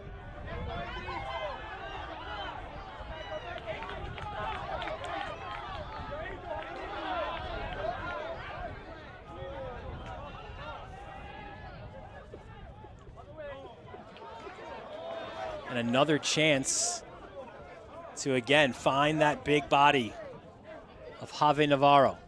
Yeah, I like the idea on that initial throw. He saw some space down in that corner. Navarro there wasn't able to get to it first. You know what you want? What I would like to see here, maybe someone check Short, 100 the ball, right? Yeah, we said in the first half. So much space Because they keep losing it when they throw it in the box. There it is, near post. Second ball, Danielle puts it back in. Sackett stops the potential counter, but now it is on. It's a foot race. Clearance out to midfield. Ball served towards the far post. Headed again. McGuire got a piece. At your right back, Gina Gust.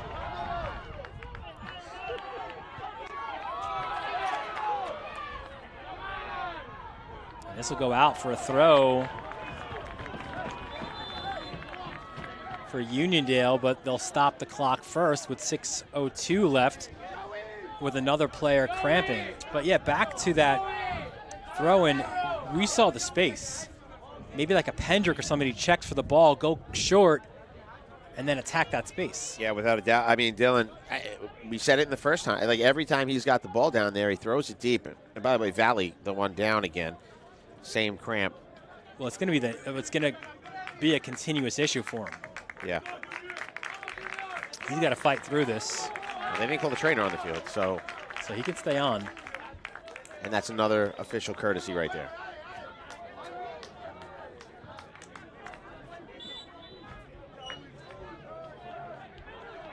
Ball put back into play. Marvin Vasquez.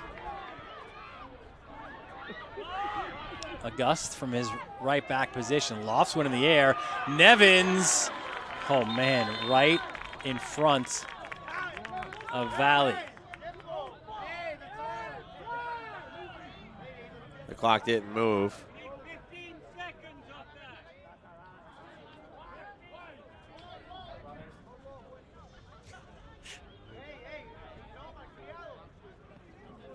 .542 they'll put on the clock.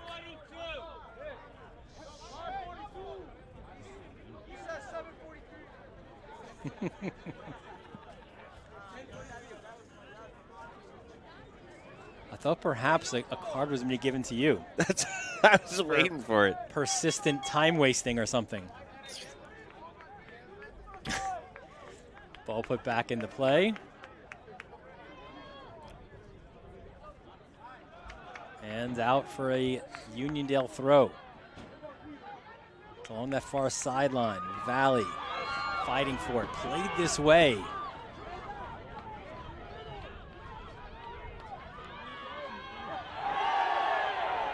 Uniondale fans want a foul, none given. Ball played into the box. McGuire clears it out to Pendrick. He had some time, I thought, to possess the ball. It's taken away. Here comes Uniondale.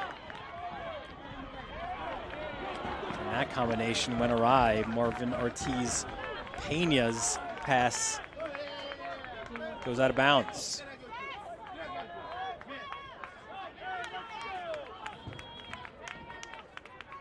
You wouldn't tell that they're a man down 90 minutes in. Uniondale just still pressing, and that's with their star players out. Interception by Danielle. Clearance to midfield. Godoy misplayed it That doesn't happen very often. And it's Pultz, the goal scorer for Syosset. Good interception. You know who the happiest person, if she is still here at Farmingdale State College? It's Christine Ho. Let him keep going. Hard challenge from behind. Was that Pultz? Yeah, I don't know what we're going to see here. Well, we could hear what the Uniondale fans want on that one. Well, in defense of Syosset, Zavala did get that hard warning prior to the red card, and Pultz comes in.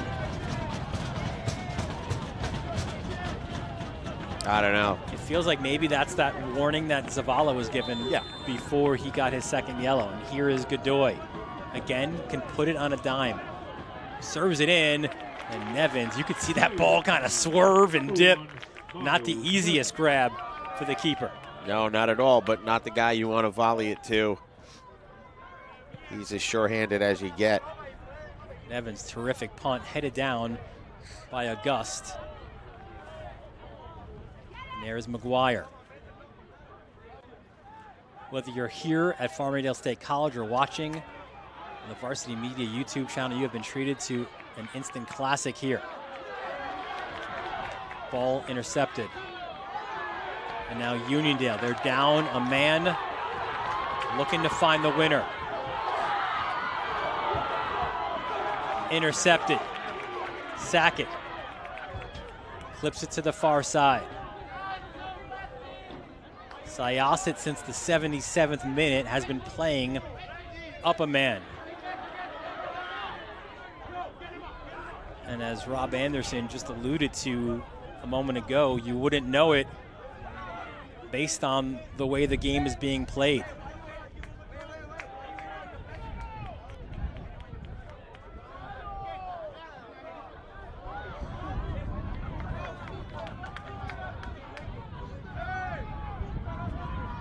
Ball in the midfield, that's Vasquez, plays it to this near sideline.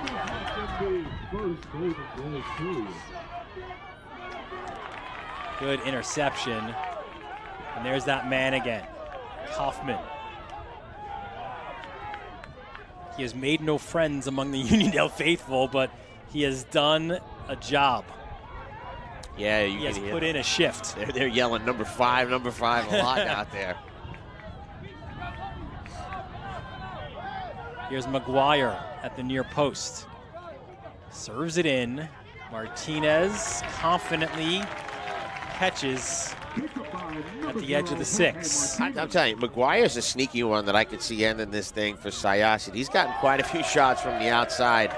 Just feels like he's going to be involved in a goal if it goes the Syosset way.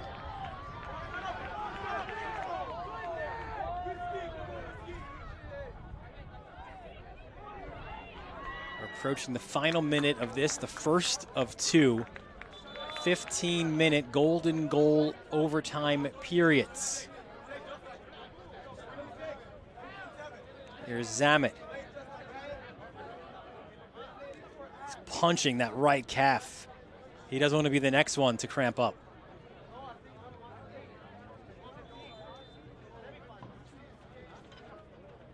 Puts it back into play. We'll have a short stoppage between the overtime sessions, probably about 2 minutes. Well, that always seems to be a little bit longer, understandably, right? Here comes Godoy. Godoy doubled, intercepted. Valley challenging. Uniondale players saying the ball went out, not called. High in the air, Rizzo chases this one down for Syosset, and he will be called for the foul, which is the final moment of this first overtime period. We are still level. And what a game we have for you. 2 minutes, the break, and we'll take it with them as well. Uniondale and Syosset heading to a second overtime for the right to make it to the Nassau AAA Championship. Don't miss one more second of this one right here on the Varsity Media Sports Network.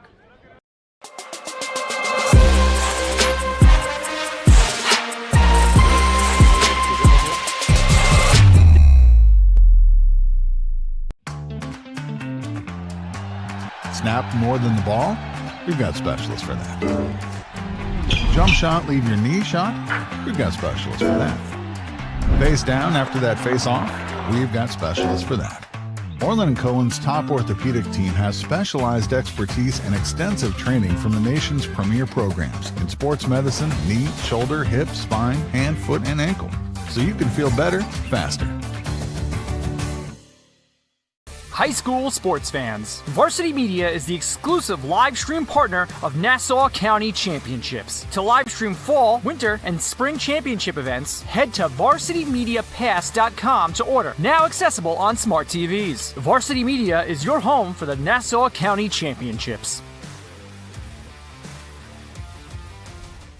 Varsity Media is now opening up our schedule to any teams looking to be on a sportscast. Watching yourself on camera is okay, but hearing your name on a Varsity Media sportscast is like you're a pro. And look at this opportunity. Feldman behind. Jersey pulled. Feldman! Feldman! Here comes the 1-0. Hit on the ground at first. Twins up with it. Beats to Varela. It's a no-hitter! And division's moving on. Nassau County AA champions. As West barks out the signal. West is going to keep it himself inside the 5 to the goal line. Touchdown! Touchdown, Southside. Varsity Media offers sportscast coverage for any sport, and our coverage airs live and on demand so everyone can watch the game. Now is the time to be a star on Varsity Media. Contact us to book a sportscast today at 516-403-2050 or email ben@varsitymedia.net. Back at Farmingdale State College. These two programs, they both said they were mirror images. And there's no doubting when they do look in that mirror, they find their equal through 95 minutes. We are tied at 1. Syosset and Uniondale. Dylan Butler, Rob Anderson, our entire Varsity Media crew. What drama here at Farmingdale State College. Look at these Warriors just getting back on the field, limping, wrapped up, injured, bruised.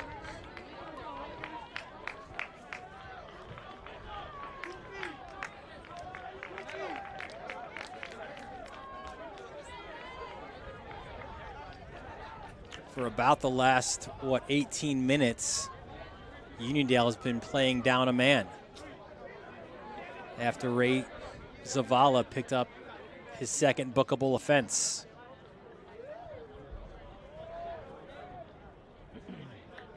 And you wouldn't guess it by watching the first 15 of overtime. Yeah, I mean, pretty even, right? Chances on both ends. Plainview JFK awaiting the winner. Also waiting for Jose Noose to get this game started. I counted like 5 times, and he made it out there. And here we go, second 15-minute overtime, golden goal. If we do not get a goal in these next 15 minutes, we go to the dreaded penalty kicks.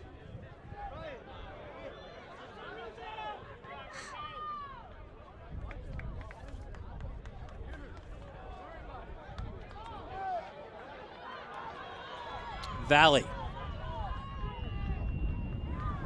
Tried to get it, I think, to this near side to August. Look at Godoy.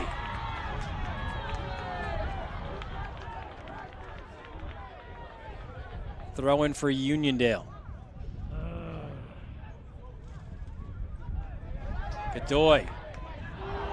And gets well under that one and out of bounds. You know, on the first one when he made that distribution, it looked like he got chirped by one of the players to have taken a shot, if I'm going to guess, the way he responded. So he did the second time around, but I love how they pushed him now up into a more offensive role. Nevins plays it short.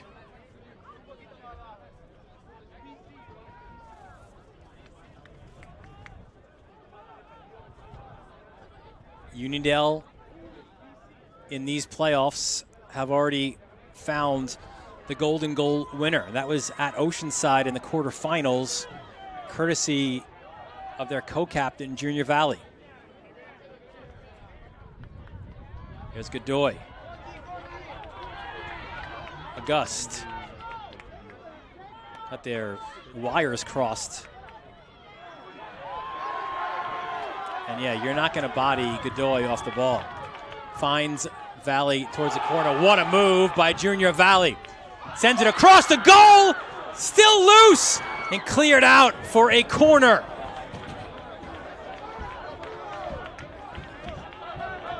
Can you just remind me real quick, Dylan, who's down a man?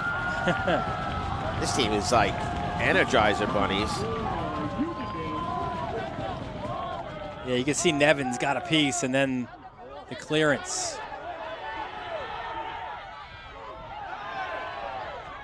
August steps in, wins it, and then collides with a teammate.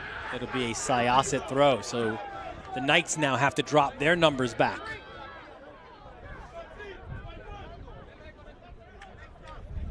We haven't even been on the field, you and I exhausted. What a game. Interception.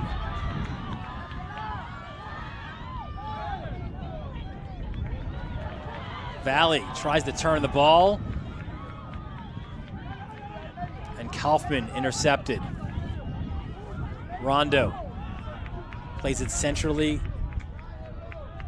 to Pendrick. And now Syosset look to build. Good interception. But Syosset gets the throw in front of their own bench. Number 11 on the throw at for Syosset, Owen Stafford.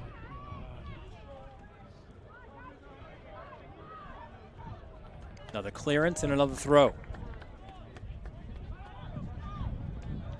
Oh, Dylan, another similar spot to take that throw in for Kaufman. Let's see if they do something different. Well, they will, because it'll be Kaufman to do so.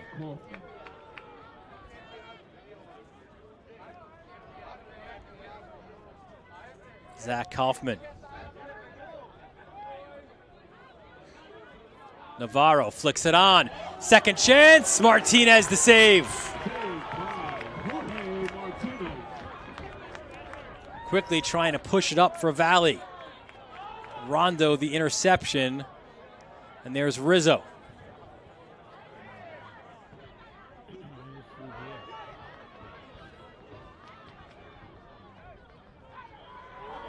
Dangerous ball down the left flank. Valley runs onto it. Clipped it in front of the net. Cleared away by Syosset. Throw in for the Knights.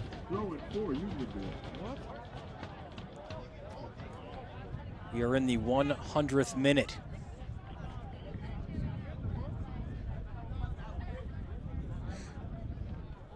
I'll tell you, the way Valley turns on the Jets, it looks like he's not hampered by that calf too much.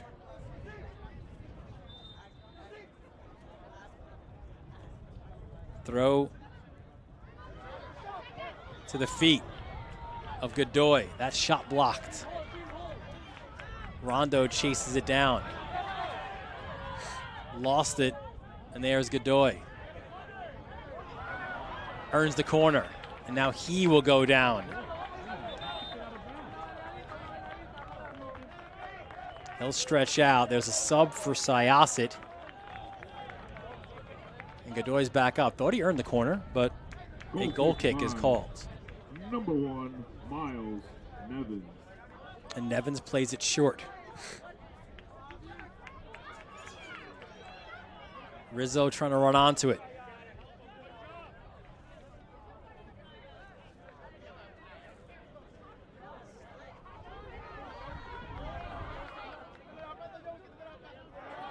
Pendrick, the takeaway. The 1-2 with Navarro. Back to Pendrick. Corner kick, Syosset. Dapis running over to that far corner flag. Free kick could make all the difference here. We'll see what Dappis can do. Dappis had the winner against Hempstead. Rondo settles with his chest, cuts it back. Rondo wide. Just looking at how they set up, it didn't look like there were a ton of numbers down there, especially since they're up a man. They had 3 guys back on that corner kick. So not pushing up the numbers. Valley getting a ton of respect with 2 guys back and 1 not too far away. Martinez sets the table for Marvin Ortiz-Pena. For much of this game, that was Godoy's responsibility. He's now up in the midfield. On the ball now, Godoy combining.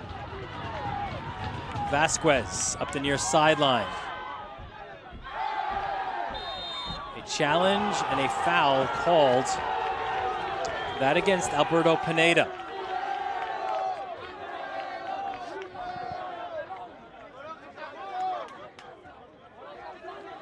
We're midway through the second 15-minute golden goal overtime.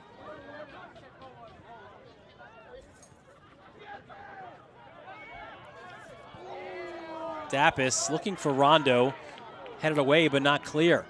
A lofted service into the box, and Martinez, he knew Navarro was coming in on him. So sure hands of Martinez. What a flick by Godoy, and now he'll chase this one down. He'll win a throw-in.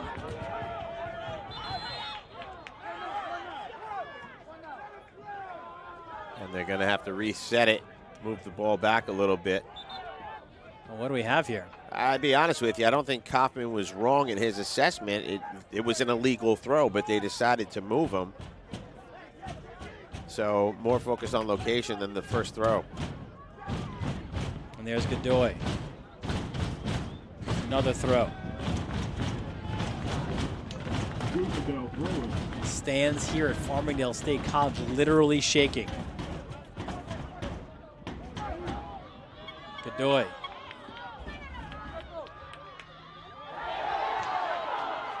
Nothing called. Left-footed shot rolls right into Nevins, who falls down on it. Pineda had the shot. You got to like the adjustment that Coach Nelson has done, putting just having Godoy up there and being a part of this.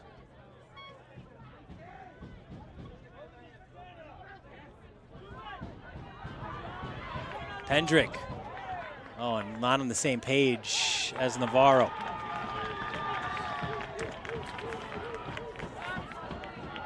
Martinez making sure those gloves are working good. He might be busy soon. Get some great hang time on that punt. Valley able to turn, finds Godoy. But the offside flag was raised. Offsides called against Uniondale with 5 minutes left in this golden goal period. 5 minutes remaining in the second OT here at Farmingdale State College. On this kick, we have number 5, Zach Kaufman. Kaufman plays it across. Syosset, since the 77th minute, they've had a numerical advantage. Ball sent back in. The Uniondale fans raise up.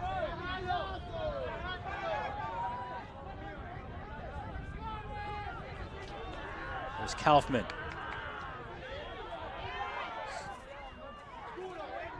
And Rob, when do these coaches start thinking about their 5? I was going to say it, man. You got to have your pencil out, your pad. You got to. I got to think you're starting to write it down already. I mean, your eyes are glued to the game, but it has to be in the back of your head. And we'll have another stoppage with a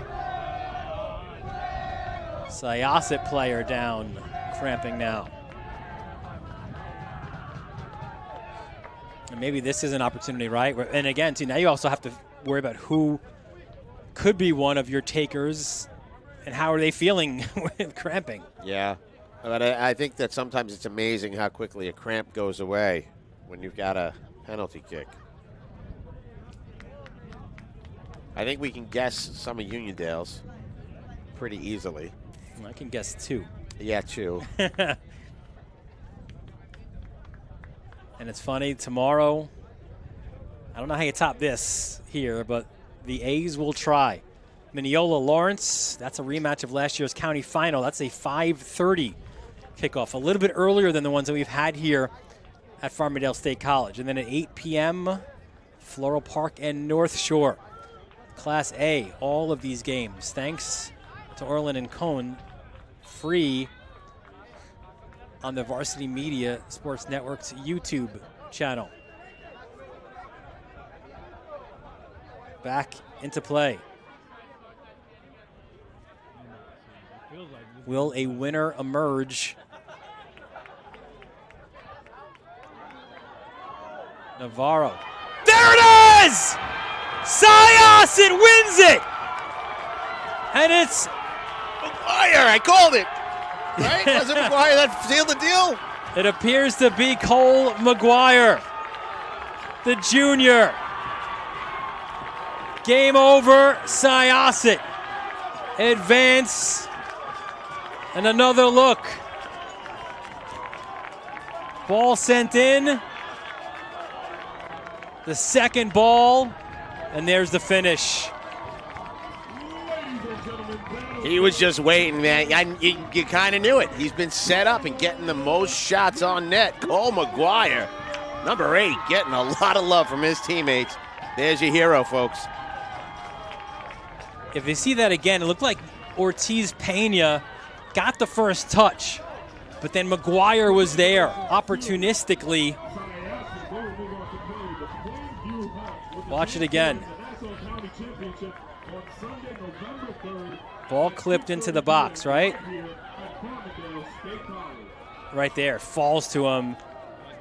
And Martinez just rooted to a spot. Nothing the keeper could do in that moment. And Syosset finds the winner in the second overtime. They will march on to the county final. Plainview JFK awaits this Syosset side. What a game and what a moment for Cole McGuire. The junior sends Syosset into the county final.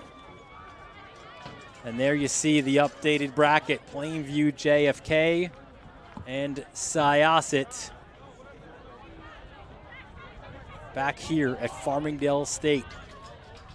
What a final that will be. What a semifinal we had. And kudos, man, to Uniondale. What a battle. What a season for the Knights. They dealt with adversity throughout, with injuries and the like. And even in this one as well, their leader, Zavala, their best goal scorer, sent off with his second yellow card, but they fought. They continued to battle. And for that, there is no doubt that their head coach will be proud of the effort that his boys put forth. Absolutely, and it all starts with him, Dylan, right? I mean, he got them prepared. Tough to play with a man down that long. They had maybe more scoring opportunities, but in the end, Syosset finishes, and Coach Brett Waxer, a sensational job. 2 great seasons by 2 great teams. At 11 o'clock on a Tuesday night, Syosset has advanced. If you are anybody's teacher in the early sessions, give these guys a break, please, in the morning. There'll be some tired guys going to class in the morning at Syosset and Uniondale. But we were treated to an instant classic here. And Cole McGuire, he placed his spot in Syosset history with the Golden Goal winner. One more look. You see the service in. Ball full, falls to him. and it ends up in the back of the net. And it was time to celebrate. What a moment for Cole McGuire. What a moment for Syosset.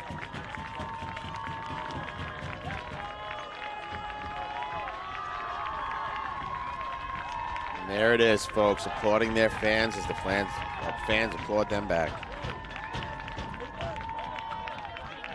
So Syosset, after getting their first playoff win in a few years against Hempstead, now they find themselves in the county final. Syosset has 10 county championships to their history. The last one technically came in 2017, but that's not one they celebrated because they lost to Uniondale on PKs. They're looking for an outright championship, their first in AA. They'll have a tough opponent in Plainview JFK. In case you're wondering how they played in the regular season, guess what? A 1-1 tie between Plainview JFK and Syosset. What a game, what a moment, what a playoffs we've had here. That'll do it here for us from Farmingdale State College. We got a quick turnaround ourselves. We're heading to Jericho tomorrow, but for our entire Varsity Media crew, for our executive producer, Ben Turchin, our technical director, Chris Sweeney, for Kevin Catalanato and Ron Pierre, for my broadcast partner, Rob Anderson. Dylan Butler, thanking you for joining us from Farmingdale State College. We look forward to seeing you next time on the Varsity Media Sports Network.